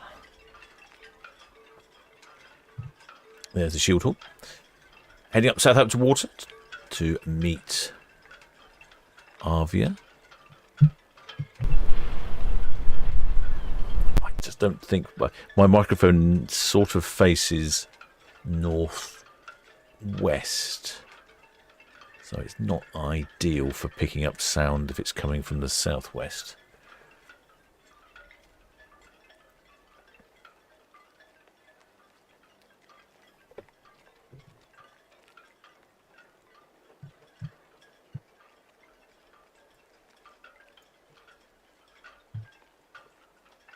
And then we get the MS Europa departing at 6. I think she'll probably get underway before my owner Arvia gets there.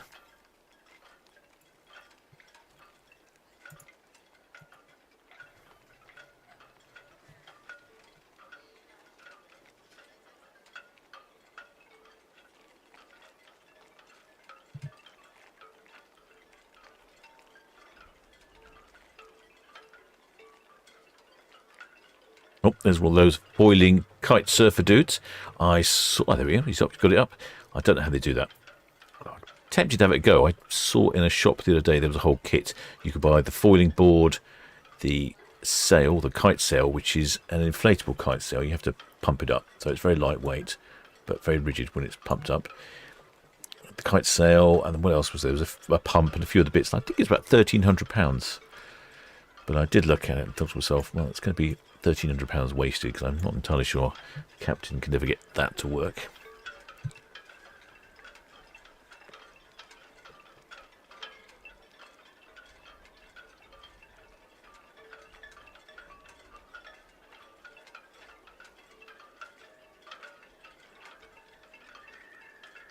You can see the flags that are on Shield Hall there, all flustering very hard. I think it is still pretty windy out there.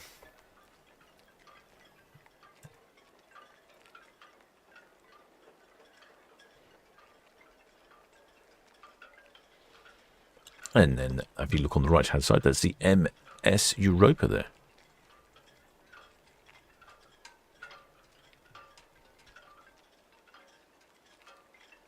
Oh, shipmate Swifty, who's over there on the Isle of Wight, controlling those cameras. Well, he's not on the Isle of Wight, but he's, you know what I mean. He says that as soon as the pilot gets there, on Europa, not long and she'll be off. Ah, that's a good indication, isn't it? Where the pilot is. Keep an eye on the pilot vessel, perhaps.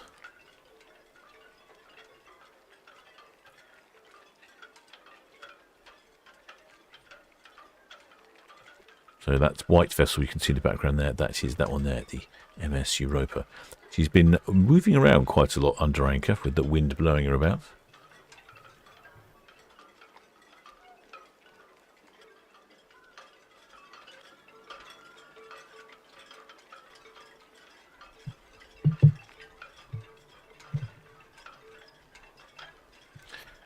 Cruise cam's been behaving itself now. It's managed to stay online for, must be about 20 minutes.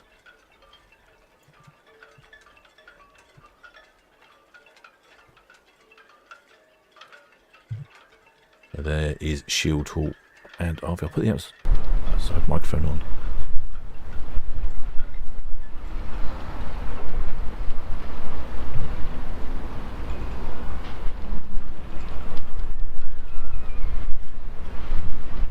Oh, I can see steam. That's the whistle on Shield Hall. No, I can't hear anything. It's too far away, and as always, a noisy motorcycle comes along.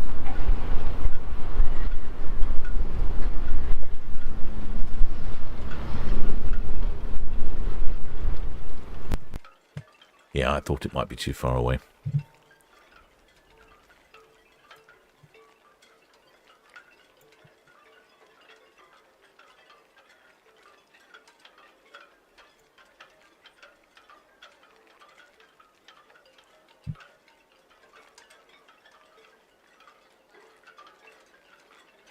Oh, well, the shipmate Gilly Coventry is asking what cruise line does Europa belong to? Good question, shipmate.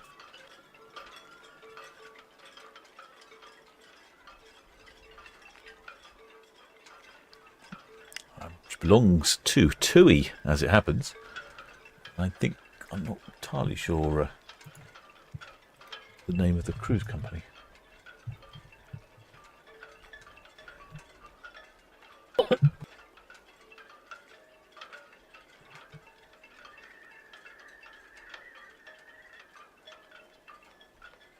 Operated by the Hapag-Lloyd Cruises. Apparently it's a luxury cruise line. So there we go. That answers that question. We don't see many of those ships in port. Staring right into the sun here on Netley Cam. How's the Europa going on? Oh, the tender's going back again. I wonder if the pilot goes across on the tender. He might do, of course.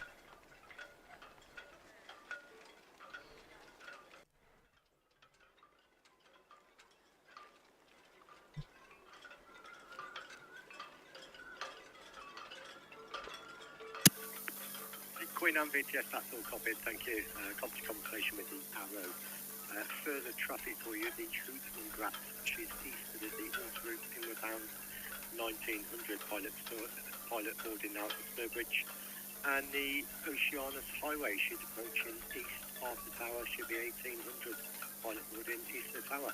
No other reported inbound traffic at this time.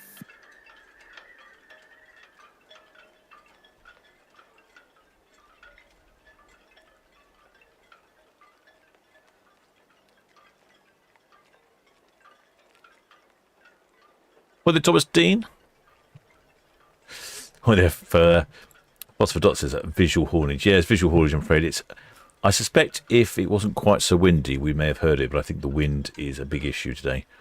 People in Netley would have got a good blast, though. They would have been very happy with that.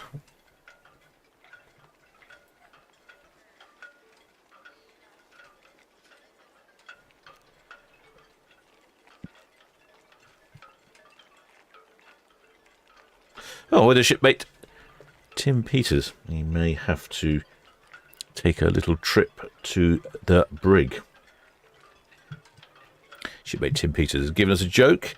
He says, did you hear about the red cruise ship that crashed into the blue cruise ship? Apparently the survivors were marooned.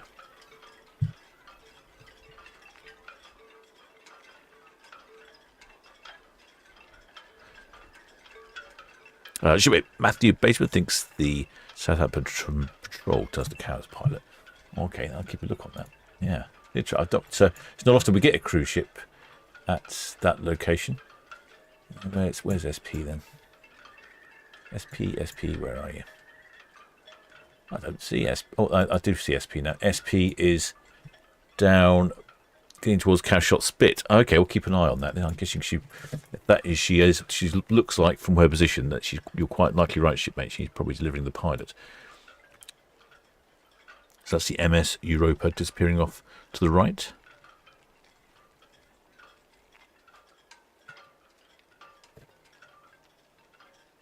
And if we never know your luck, we might get to see a pilot being deposited on board. I don't think we will, because I think the ship's facing the wrong way. The wind has blown her in the wrong direction. Well, shipmate Animal Days, next live will be live tomorrow, shipmate, Monday. Because we've got 4 ships departing tomorrow, which will be alive at 4 o'clock for the Emerald Princess, 5 o'clock for Independence of the Seas, and 4:45, don't forget, for Disney Fantasy, and 8 o'clock for Mein Chief 3.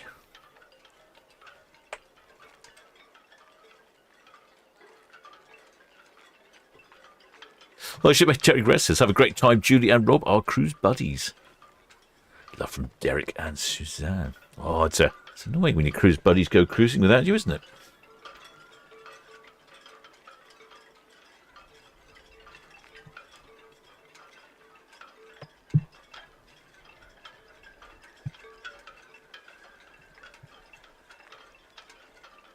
The visibility is definitely good.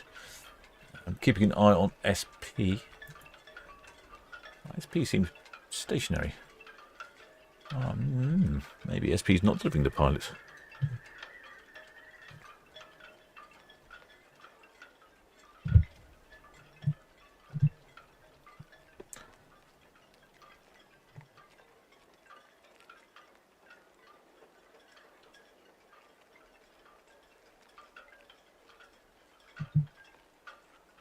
The MS Europa is due away at 6 o'clock.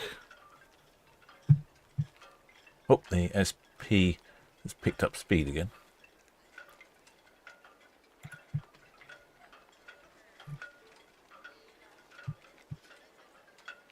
There's a good chance SP actually has already delivered the pilot. Let's have a check. Yeah, I think SP has already delivered the pilot to the Europa. There we go. Fly. This is the map. This is the SP's trail. This is the Southampton patrol. SP Spitfire. And as you can see, just a short while ago it came down and delivered the pilot. I think that would be my guess. Have to see if the captain's right or not. Potentially not.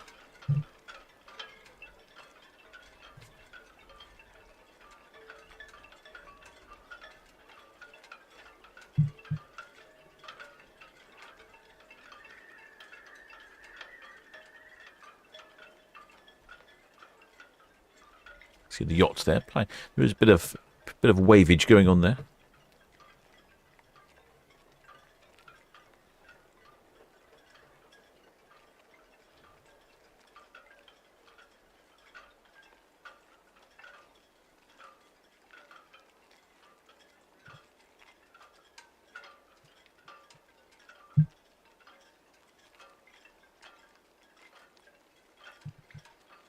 Yeah, due away any time, says Swifty. I think you're right, shipmate. Any time. Looks like the tender is still. This tender is able to put the tender on board. I can see a bit of smoke coming out of the chimney, so that's always a good sign for a vessel to depart soon if there's smoke coming out the chimney.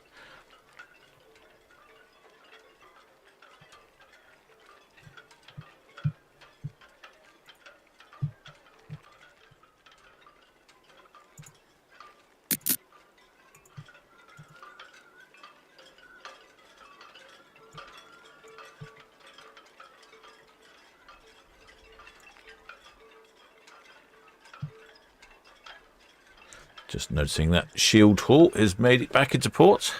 Yesterday when she went out, Shield Hall was full of people. The decks were covered with shipmates and they're all wearing their waterproof clothing. It looks like a very wet trip on Shield Hall.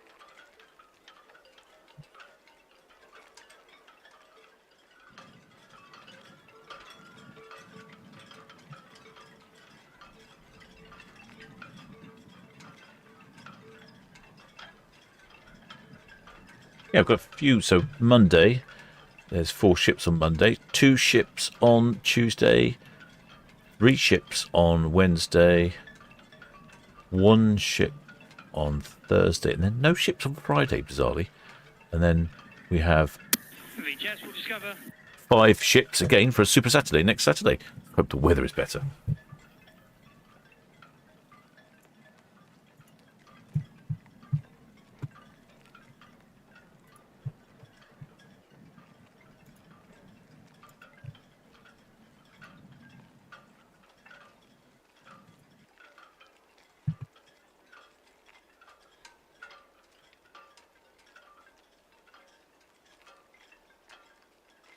Well, the shipmate Tim Peter, yes, smoke out the chimney is not good for air quality. That's true.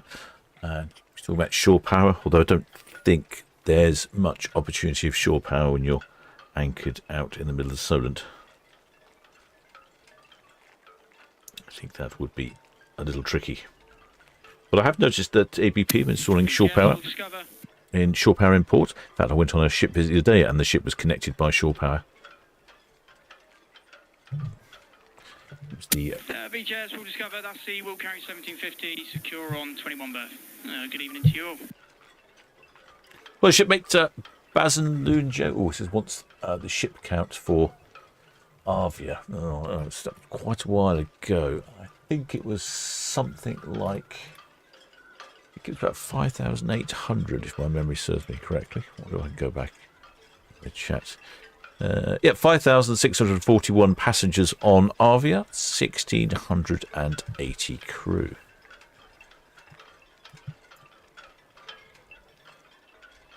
So she's more than double occupancy, less than maximum occupancy. Oh, Shipmate Foster says there's shore power being installed in Portsmouth as well.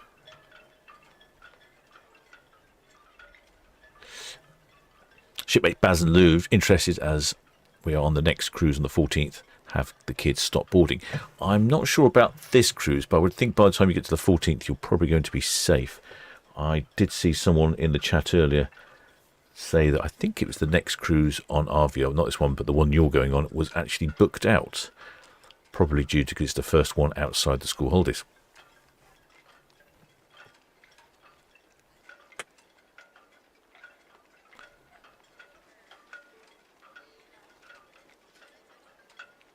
Shipmate Spike says that Disney Fancy uses shore power when available, which she does in Southampton.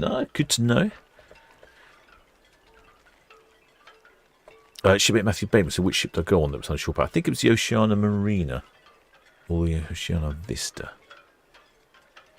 Oceania Marina, I think it was. Had a ship tour in port. Fantastic it was. I always enjoy the ship tours on the Oceana ships. A lot of walking when you do a ship tour in a day. Normally end up walking ridiculous amounts of miles. Something like 5 or 6 miles around the ship. But you do get to see lots of the ship very quickly, and they normally give you a rather smashing 5 or 6 course lunch. If I'm not mistaken, on the Oceania Marine, I think it was a 7-course lunch. Probably a good job I did all that walking.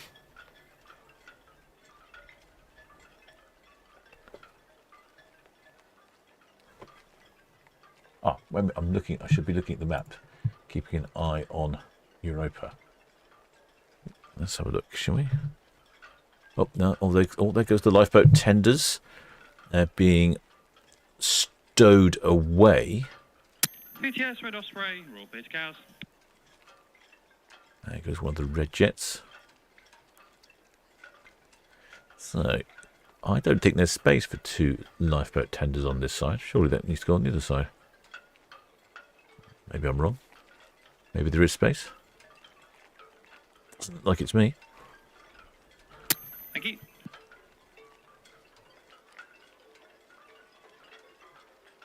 Shipmate Stephen Joyce has loads of them on Arvia today. I think you're talking about the children. Yeah, because I'm not sure when the schools go back, but I'm guessing you might have private schools. They've got a few extra weeks, haven't they?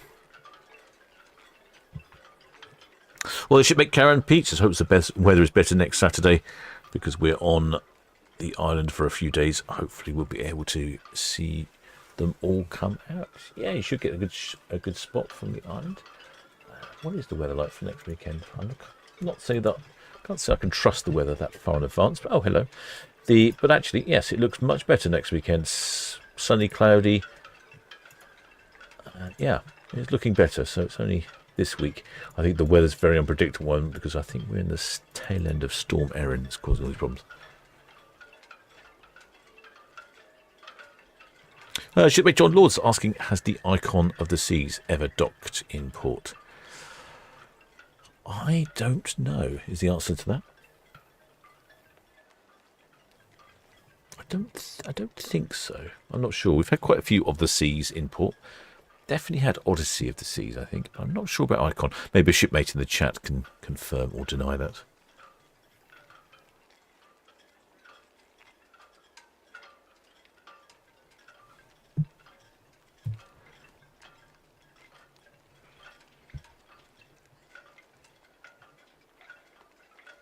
Oh, there goes the tender. Up and away. Where's the other one going? Is the other one going to head back round to the other side? Ah, I bet I know what went on there. Maybe whoever was on board was taken off, and now they're going round to the other side. Shipmate Ready Barnes says Icon never has. Yeah, I didn't think I'd seen Icon of the Seas. I think pretty sure we've had Odyssey of the Seas or something like that.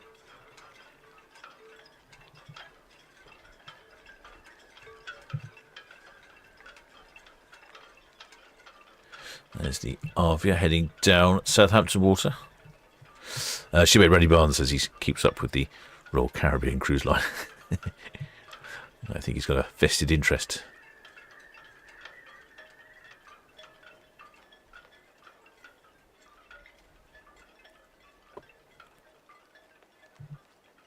There we go. And there's the Arvia on the other side of Cowshot Spit. You can see still having this very patchy cloudy weather.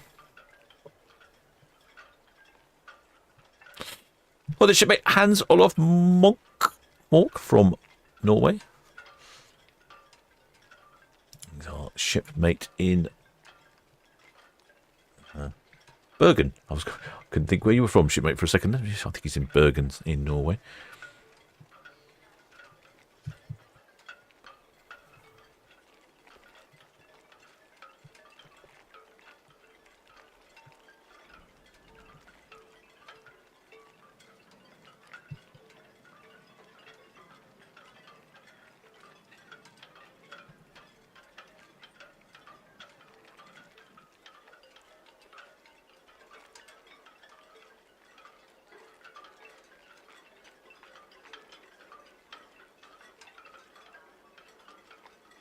Shipmate Spike says the Icon of the Seas, according to Google, has never docked in Southampton. Was intended to have a European debut, but was rerouted to Miami, Florida.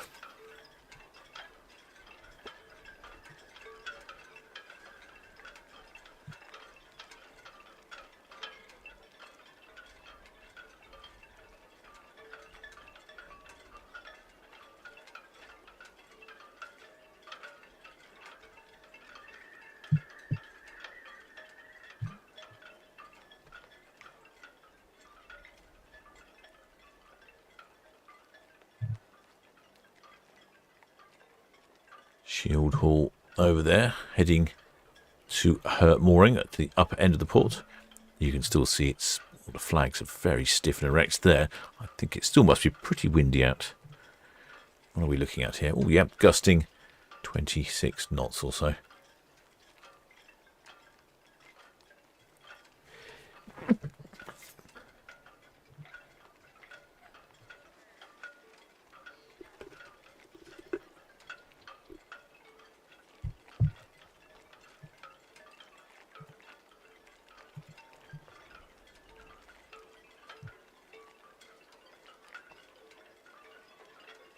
Oh, looks like we can see a plane there in the background. That must be...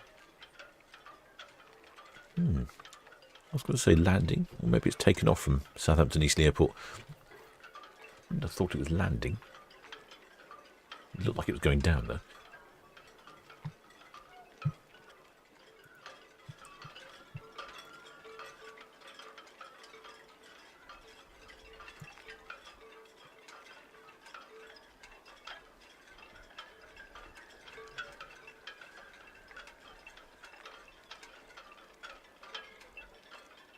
Shipmate Hans. Oh, Shipmate Hans is always giving me pronunciation lessons of the Norwegian towns. And he says here, The name of the town here in Norway is not Malloy. We pronounce it Malloy. It looks the same to me, shipmate. Unfortunately, I don't know what those funny letters mean in English. And in fact, when I look at it on my destination schedule, it is in English language. And he says flam is flam. Yeah, well, I don't know how to pronounce flam. I don't know what A with a circle above it means. I'll have to have Norwegian lessons, aren't I? I can tell. I wonder how would you say flam? What's the A sound then? It's obviously a special noise that you make when it's an A with a circle above it.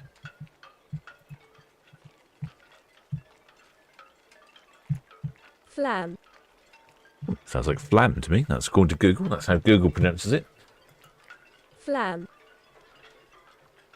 Flam? Doesn't sound any different to the way I'm pronouncing it.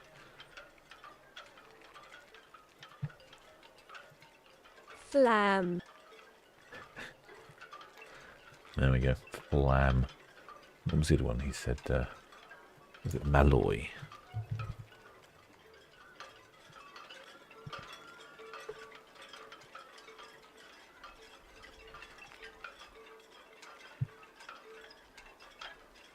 Trying to find somewhere I can work out how these things are pronounced. Morley. Ooh. Well, that's wow, how's he pronouncing that? Morley. Morley. Oh, it's like a... So it looks like the A and the O are around the wrong way. Morley. Yeah, it is. The A and the O around the wrong way. No, I see that's the problem. So it's Morley, not Malloy. Yes, Randy Barnes, we are talking dessert. That's exactly what I think of when I hear of flam. So how do we pronounce flam? So it's flom. Is it more like flom? Perhaps Hans can help me out there. Oh, and shipmate Finn says apparently it's pronounced flom. Oh, there we go. Well, I think they just need to, on the English side of it, just rearrange the letters because they're not using the proper Norwegian letters anyway. They might as well just swap the letters around and then we'd be perfect then, wouldn't we? We'd actually get the pronunciation nearer to the mark. Shipmate Stephen Joy. Oh, they've identified the aeroplane. It was an Embraer 175 from Amsterdam to Southampton. Oh, yes, a popular route that is. Often dropping off shipmates to catch those planes to Holland. A good ship friend of mine has to travel from the Isle of Wight to Southampton Airport and then get the plane to Holland. It seems like a really roundabout journey.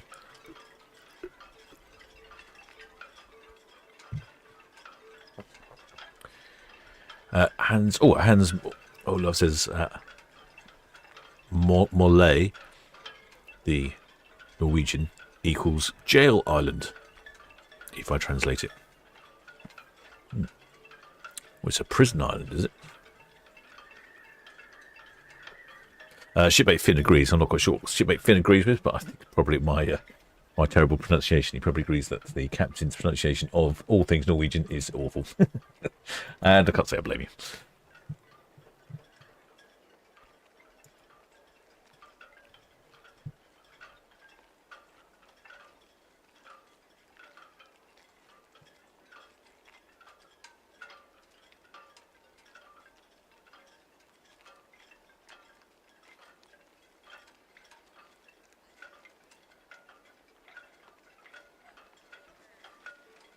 A little patch of sun coming out there. So it looks like the MS Europa cruise ship is still there. She's a bit late departing.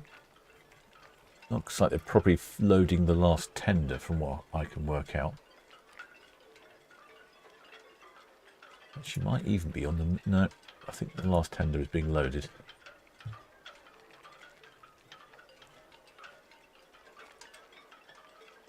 Shipmate Randy Barnes, all this talk of flam. I think that's Royal Caribbean has the best creme brulee. Best creme brulee I have ever had was in Coeur d'Alene in Iowa. No, Coeur d'Alene in...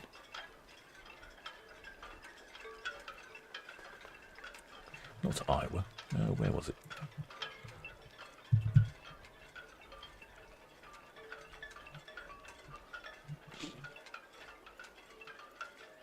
In fact, no, it wasn't Coeur d'Alene. I know exactly where it was. Let me just find it.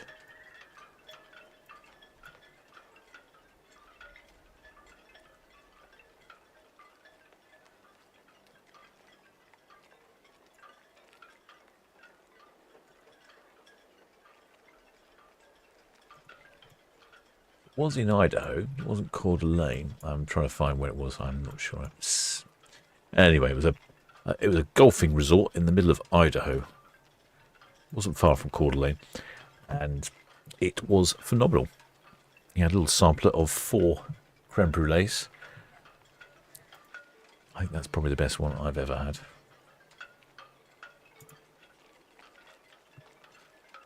The golf course in Coeur d'Alene is superb as well. I'm going to Google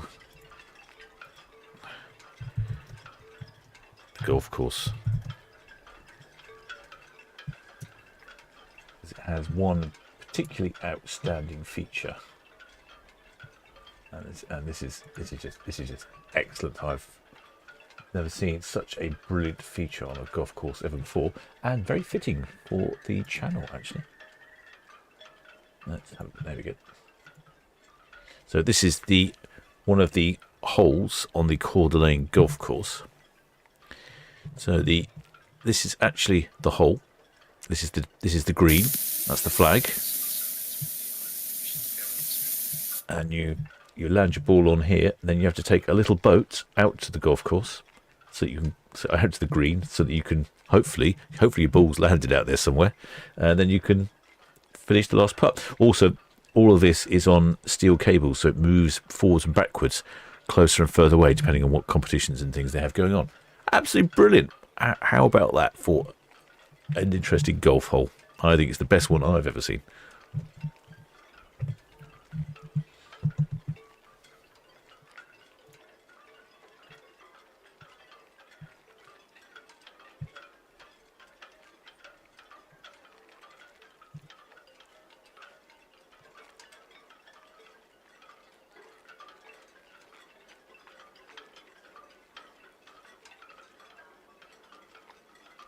BTS Red Falcon, just passing Northwest Netley, permission to continue speed. So there you go. That's Red Falcon, BTS, you make continuous speed if safe to do so. Over. Thank you. So that's where you tee off from over here. Here's the little boat which takes you across, and then you finish your game. How about that? I think it's the only one I've seen like that.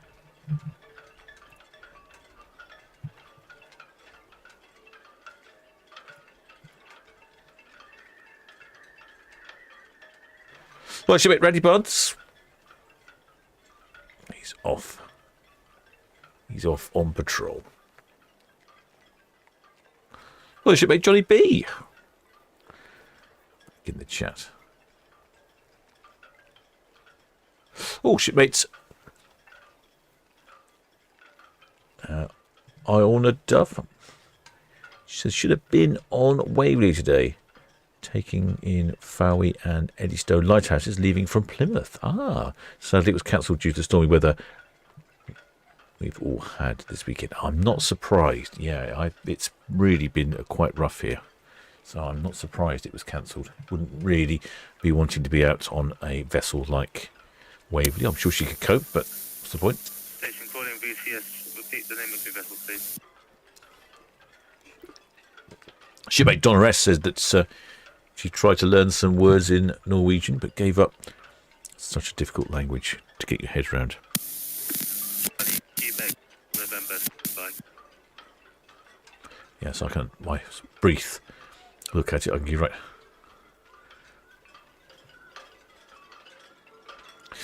Han says no, not Jail Island, Goal Island.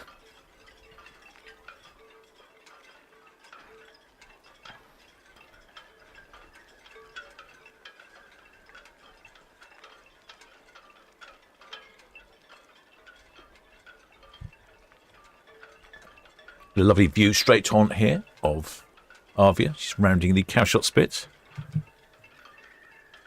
Well, shipmate, Brenda Jones there.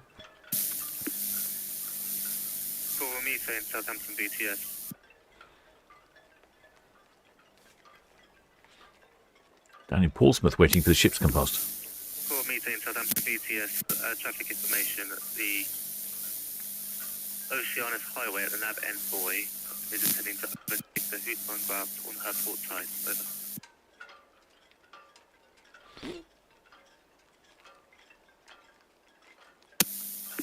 Hello, Southampton VTS. Should be Brendan Jones with binoculars down in Portsmouth. You should be able to get a good view with binoculars. It has cleared up quite a bit. Hans from Norway says that Norwegian's not a difficult language, Icelandic's difficult. I remember seeing a list somewhere of languages that people found difficult to learn, depending on what your primary language was. It was quite interesting, quite a variety. Not what you'd necessarily think.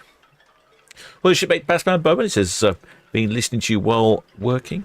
This channel makes for some relaxing listening. Oh, good to hear, shipmates. Good to hear. Well, shipmate Yodi Git says, ahoy, excited now. When Arvia gets back, I'll be getting on with friends who are first timers. Excellent. You'll show them the ropes then.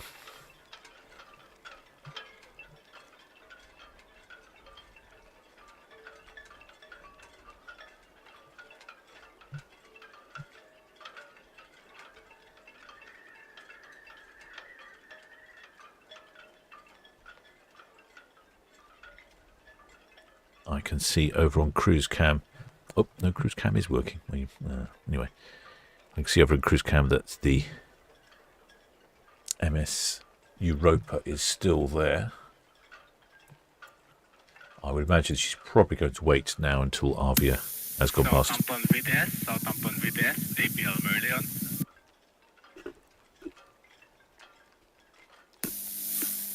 Merlion, Southampton VTS.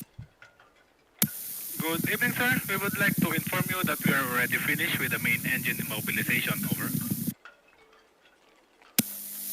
Merlion, Southampton VTS, that's all received. Thank you. Thank you.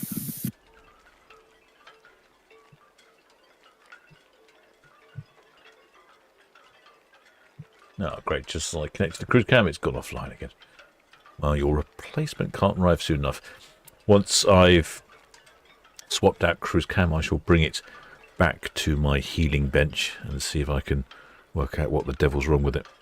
Last time I had this problem, I took it to my healing bench, I plugged it in, and it worked. And I could not get it not to work. And then I reinstalled it, and it worked. And then next time it went off, and it was all unreliable. It's very tricky when you have a intermittent, peculiar fault. Very difficult to track down.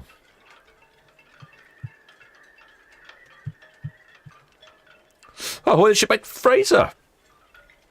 Welcome aboard, Fraser. Fraser at sea.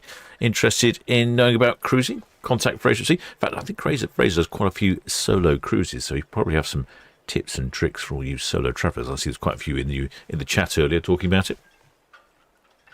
Where is Fraser off to next, I wonder?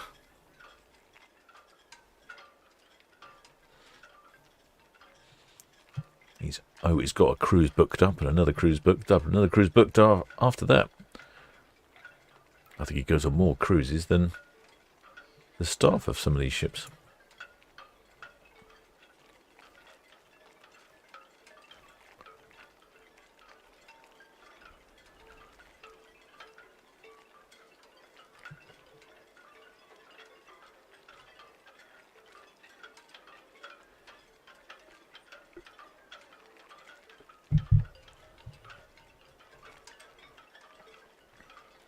This is Arvia. She's heading towards us over on Cows.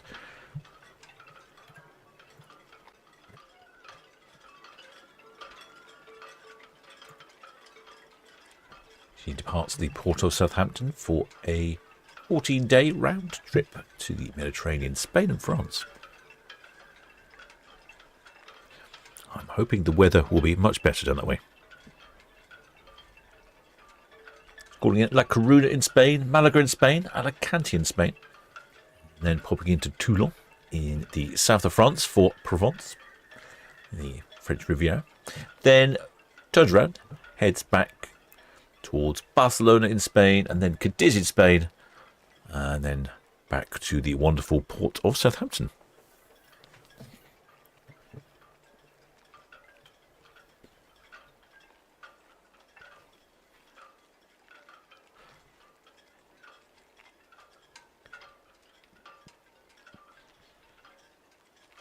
Shipmate Robin Tomlinson says, "Bring back Biggie Cheese." Yes, that was probably the weirdest flag we've had so far, was Biggie Cheese. I'm still not entirely sure if I know what Biggie Cheese was all about. I probably missed that.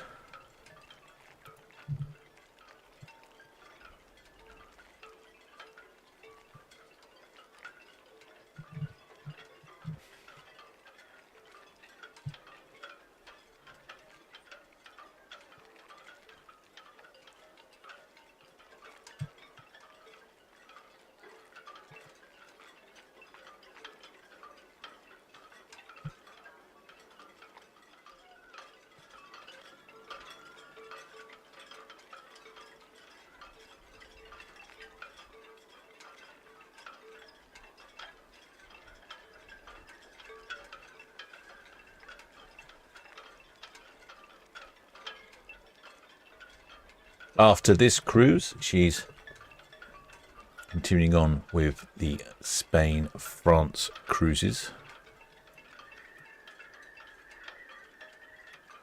until November. And then Arvia relocates to the Caribbean. These are fly cruises. So you start off in Bridgetown, Barbados, end up in Bridgetown, Barbados. And you're from Barbados, you'll call in at Fort de France in Martinique, Basteria in St. Kitts in Port Zanti, Tortola Island in the British Virgin Islands, Philipsburg in St. Martin in the Antilles, St. John's in Antigua, which is the Royal Caribbean Beach Club, then St. George's in Grenada, Castilleras in St. Lucia, then back to Bridgetown in Barbados. Lovely in that time of year. So she's in the Caribbean all winter with various itineraries, but essentially travelling between the islands. And then she comes back to the Port of Southampton in March for a 15-day one-way trip from Bridgetown, Barbados, back to Southampton. So that's what this trip here you're seeing. Leaving on the 24th is where she goes transatlantic.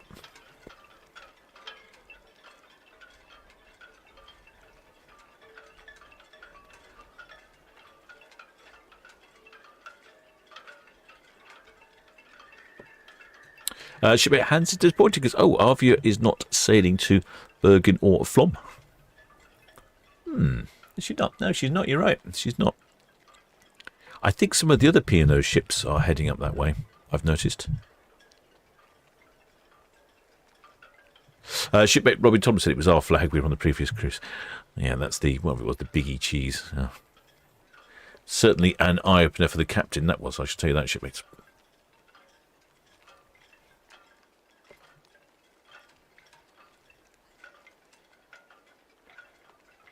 Shipmate Alexandra says, us next time she's back in port. That's not long, is it? 7 nights, or is it 14 nights?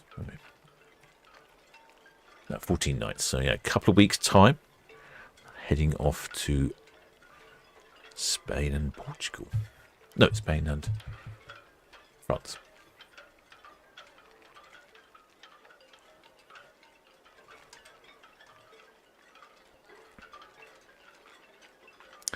Shipmate Tina says, wondering what's your opinion on Iona. Want to try Hubby Not Keen after reading views. Wonder what the problem is. I was surprised when I travelled on Iona. I didn't see very many people aboard. Well, shipmate Oliver White, welcome aboard, shipmate. Many thanks for subscribing. Get yourself down to the galley, grab yourself a mug of grog, and make use of member benefits like access to our Discord server. Yeah, I don't know. Shipmate Tina there's asking about Iona. I don't know what you've read that's bad. I'd certainly say that it doesn't seem to be anywhere near as busy as I was expecting.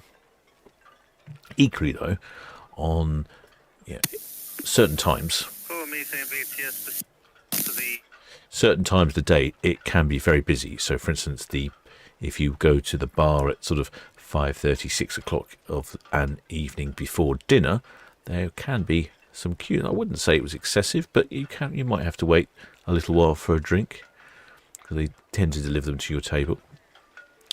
I certainly also noticed on the first day on board that there's a big coffee shop right in the centre atrium, and that was very busy because I don't think people had realised there were other coffee shops around, but that soon settled out. There also quite a queue sometimes to get into the theatres, but you know, you're on a cruise ship, you're not in a rush. I can't say I was too bothered by it. I'm assuming that was the negative reviews, was the queuing.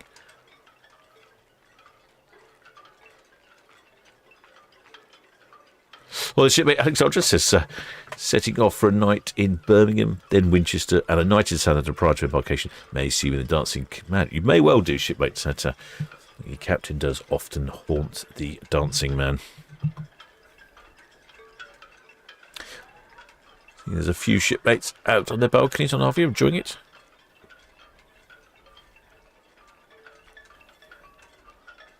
What else? With Iona. This is something that our channel sponsor Paul from Love Cruise suggested I do, which was to book up the specialty restaurants in advance, and I totally failed to do that. And I couldn't get into any of the specialty restaurants. You do have to book them up in advance. I think it's called the Cow and Keel. I think it is something like that. That's a sort of a steakhouse, which I thought was very good. It was only a small increase in price. I'm not sure what it was now. Something like, I don't know, like £10-15 for a bottle of wine, and then £10 for a steak. And it was very good. It was a very good meal indeed. So that was well worth it. But you didn't need to book up for that one. But all the other ones, the Epicurean, you had to book up for, and the Indian, which I've forgotten its name. Those you needed to book up for, and they were booked out. And I didn't realise that you could book them up before you get on board, which I think is a bit of annoying.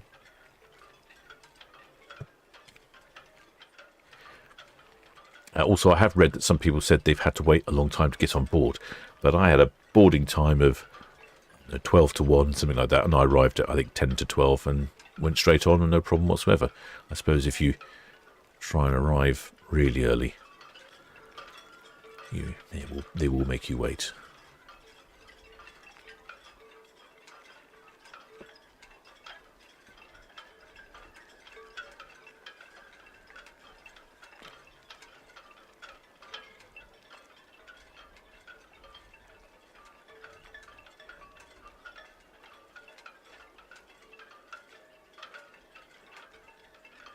Yeah, there's quite a few shipmates out there on the balconies. Probably a pleasant time. They may have taken a trip to the bar already, got themselves a rum-based cocktail, just sitting there on their balcony, enjoying the Isle of Wight go past. And I'll probably head down afterwards to one of the many restaurants on board.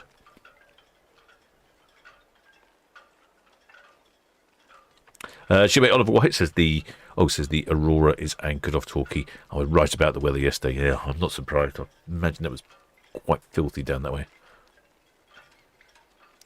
Shipmate Beverly Fisher's on Ventura Saturday for sister's 70th birthday cruise. Fantastic. Shipmate Tina says, thank you, Captain. Well, I hope I've filled you in with some bits and pieces. It's really difficult because I've read some reviews, and so some people don't like some things, and it really annoys them, and other people don't mind things, and it doesn't bother them. So I think that's the problem. It depends on your viewpoint, but I would certainly say it never felt particularly busy on Iona at any one point, only just at the certain points. Coffee shop in the morning and probably getting on off.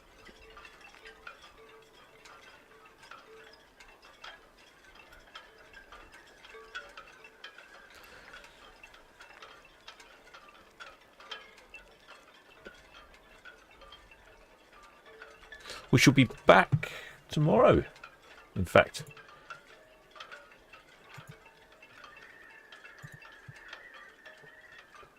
Have 4 No, 4 cruise ships departing tomorrow.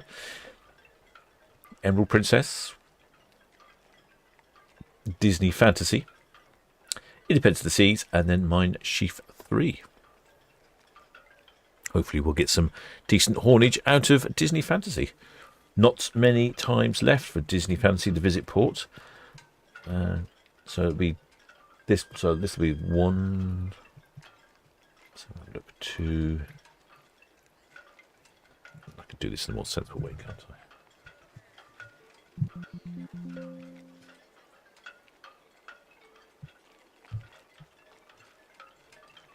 It looks like we've got 8 more visits by Disney Fantasy until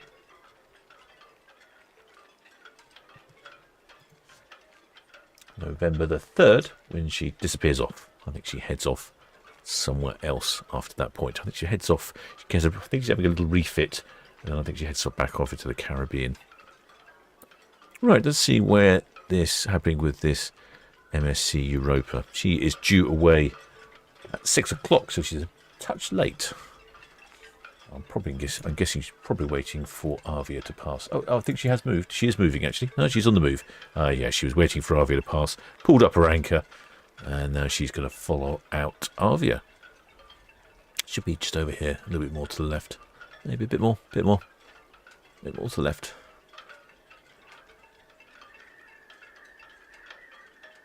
There we go. I can see the shadow of the ship. There she goes. Oh, dragging her anchor. Come on then, Captain. Pull your anchor up. You shouldn't be hanging about there. It's not a good place for your anchor to be. I wonder if they've got the chain caught or something.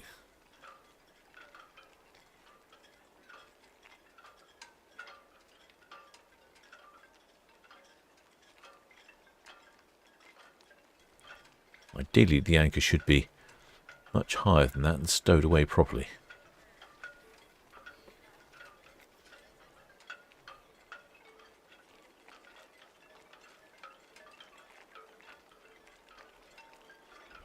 It shouldn't be hanging down like that. Oh, is it on the move again? I think it might be moving. Oh, is it? No, it's just spinning around.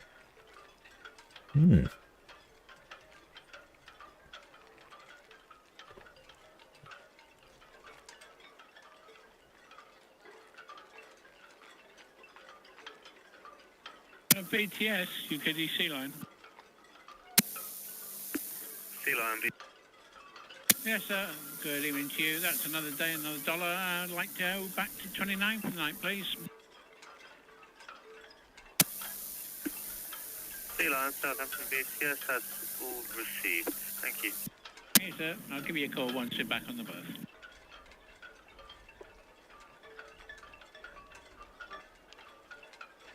Oh, the shipmate, Monty Burns Wakey says the stripes on Europa remind me of the 80s and 90s livery on Britannia ferries. Oh, do you know, it did remind me, it was reminding me of something, and I couldn't think what it was, but yeah, you're absolutely right. It does have a whiff of the Britannia ferries about it, doesn't it? They're going to pull that anchor up. Not really the best place for it to be, swinging about there.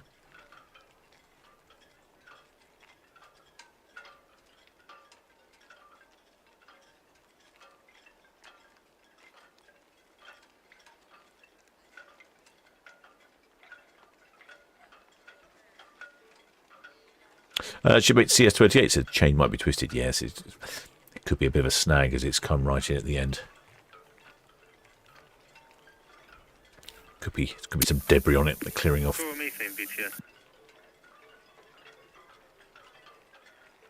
But yeah, no, I want to try and get it up out of the way though, because yeah, you don't want that swinging around like Johnny B says. Cool, methane BTS all received, and so I still no inbound traffic reported. Over.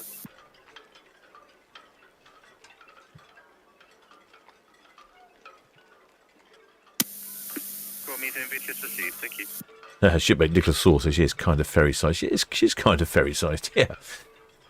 In fact, the MS Europa's 28,000 gross tons, which is got to be one of the smallest ships we've seen here in port. 408 passengers, 285 crew. She's 198 metres long, 24 metres wide. Do you know what? I would say that's probably not a lot of difference to a red funnel ferry. Let's bring up some information and cross-correlate.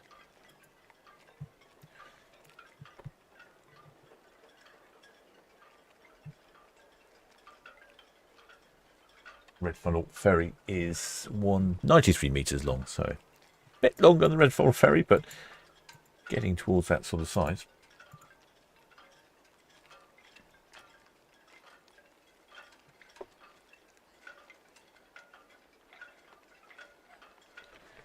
There we go. Looks like they've sorted it out at last. Bit of a tangle in there, I suspect. Or something caught up in it. Well, the MS Europa is heading off.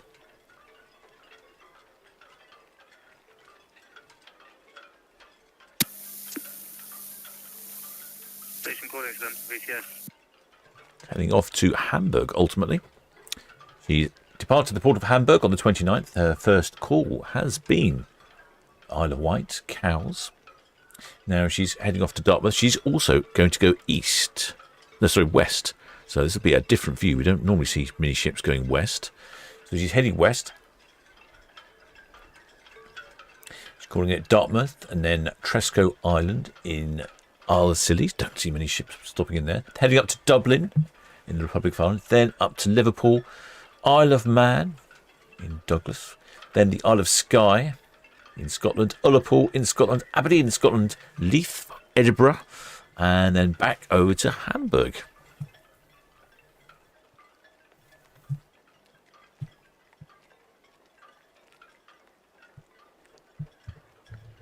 I don't know which camera should be on next, actually.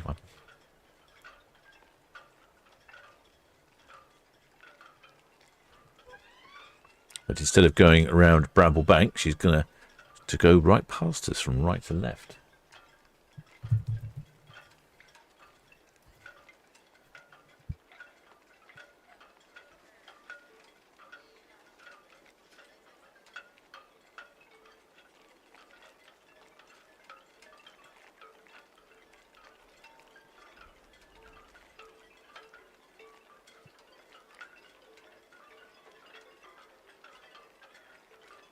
There we go, all tidy now, all the way and tidy.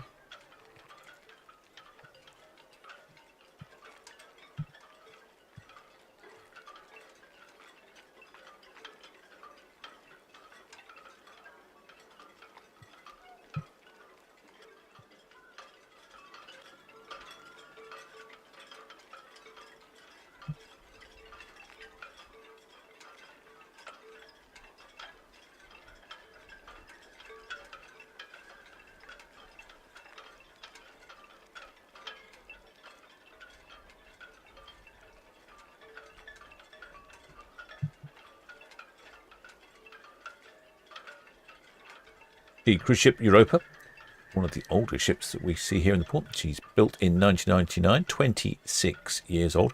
Last refurbished in 2024, has 204 cabins on board. I don't have any crew or passenger numbers, but I'm going to guess that 285 crew. She'll probably have somewhere around 285 crew and probably around the sort of high 300s for passengers. Well, that looks like the pilot boat there. Pilot will be getting off.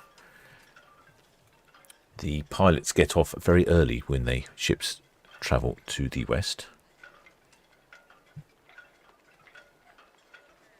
She has a top speed of 21 knots, 39 kilometres an hour for all you continental types,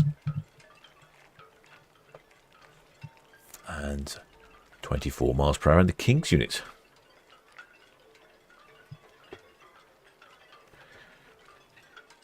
So it says Allen Bay camera next. How about the Colwell Bay camera? Not on the Colway Bay camera first?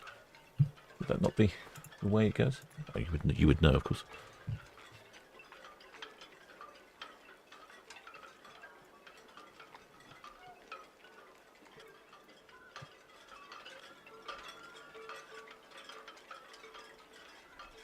But yeah, like you say, not for time.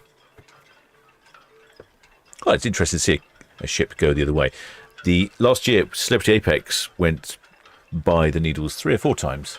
That was really good to see. Had some stunning shots of the Celebrity Apex passing Needles. It looked absolutely brilliant. This year, we haven't had any ship from the port of Southampton go this way. Europa's going that way. She's a smaller vessel, and the smaller vessels tend to go that way rather than the larger ones. Well, shipmate Sorrel says, thanks to the history, Captain. Interesting and entertaining as always. Have a nice evening. And you, shipmates.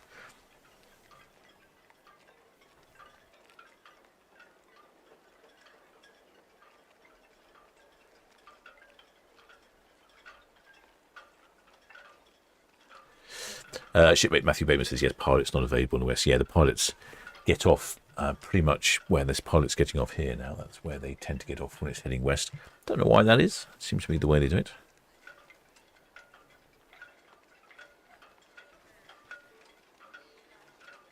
I wonder what else the Europa's getting up to. Seems to be based in the port of Hamburg.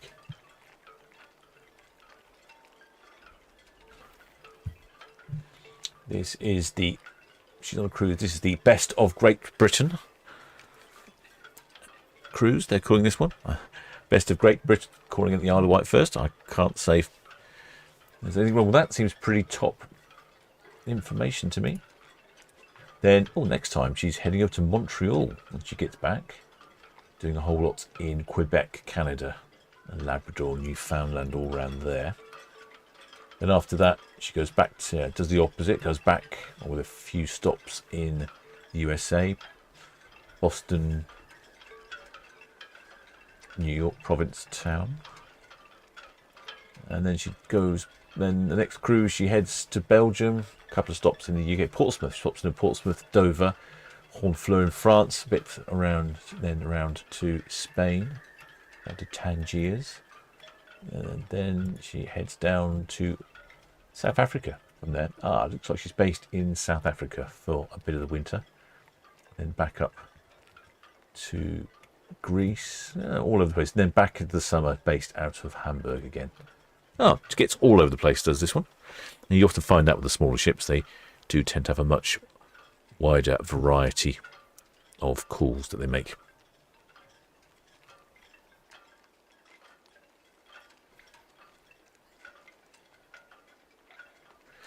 Shipmate Swift says, we pointed but unreliable. It's unreliable, that one, is it? That's a shame. Yeah, I can see you have. You could do it trimming some of those bushes down on the Coldwell Bay camera. It'll be a while before it's anyway. There's someone waving there. No, someone gesticulating. As you can see, not very many cabins on this one compared to the likes of the Arvia.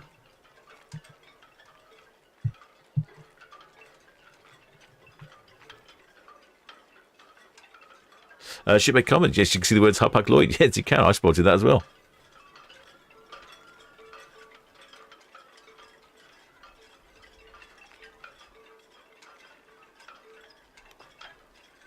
There we go. Harpac Lloyd right up there. It's sort of almost, it's almost like someone's put it up there by mistake. Maybe I'll do that next time on a ship. I'll take a big sticker with me that says Solent Ships. And stick it on a ship somewhere. Be naughty, wouldn't it? I'm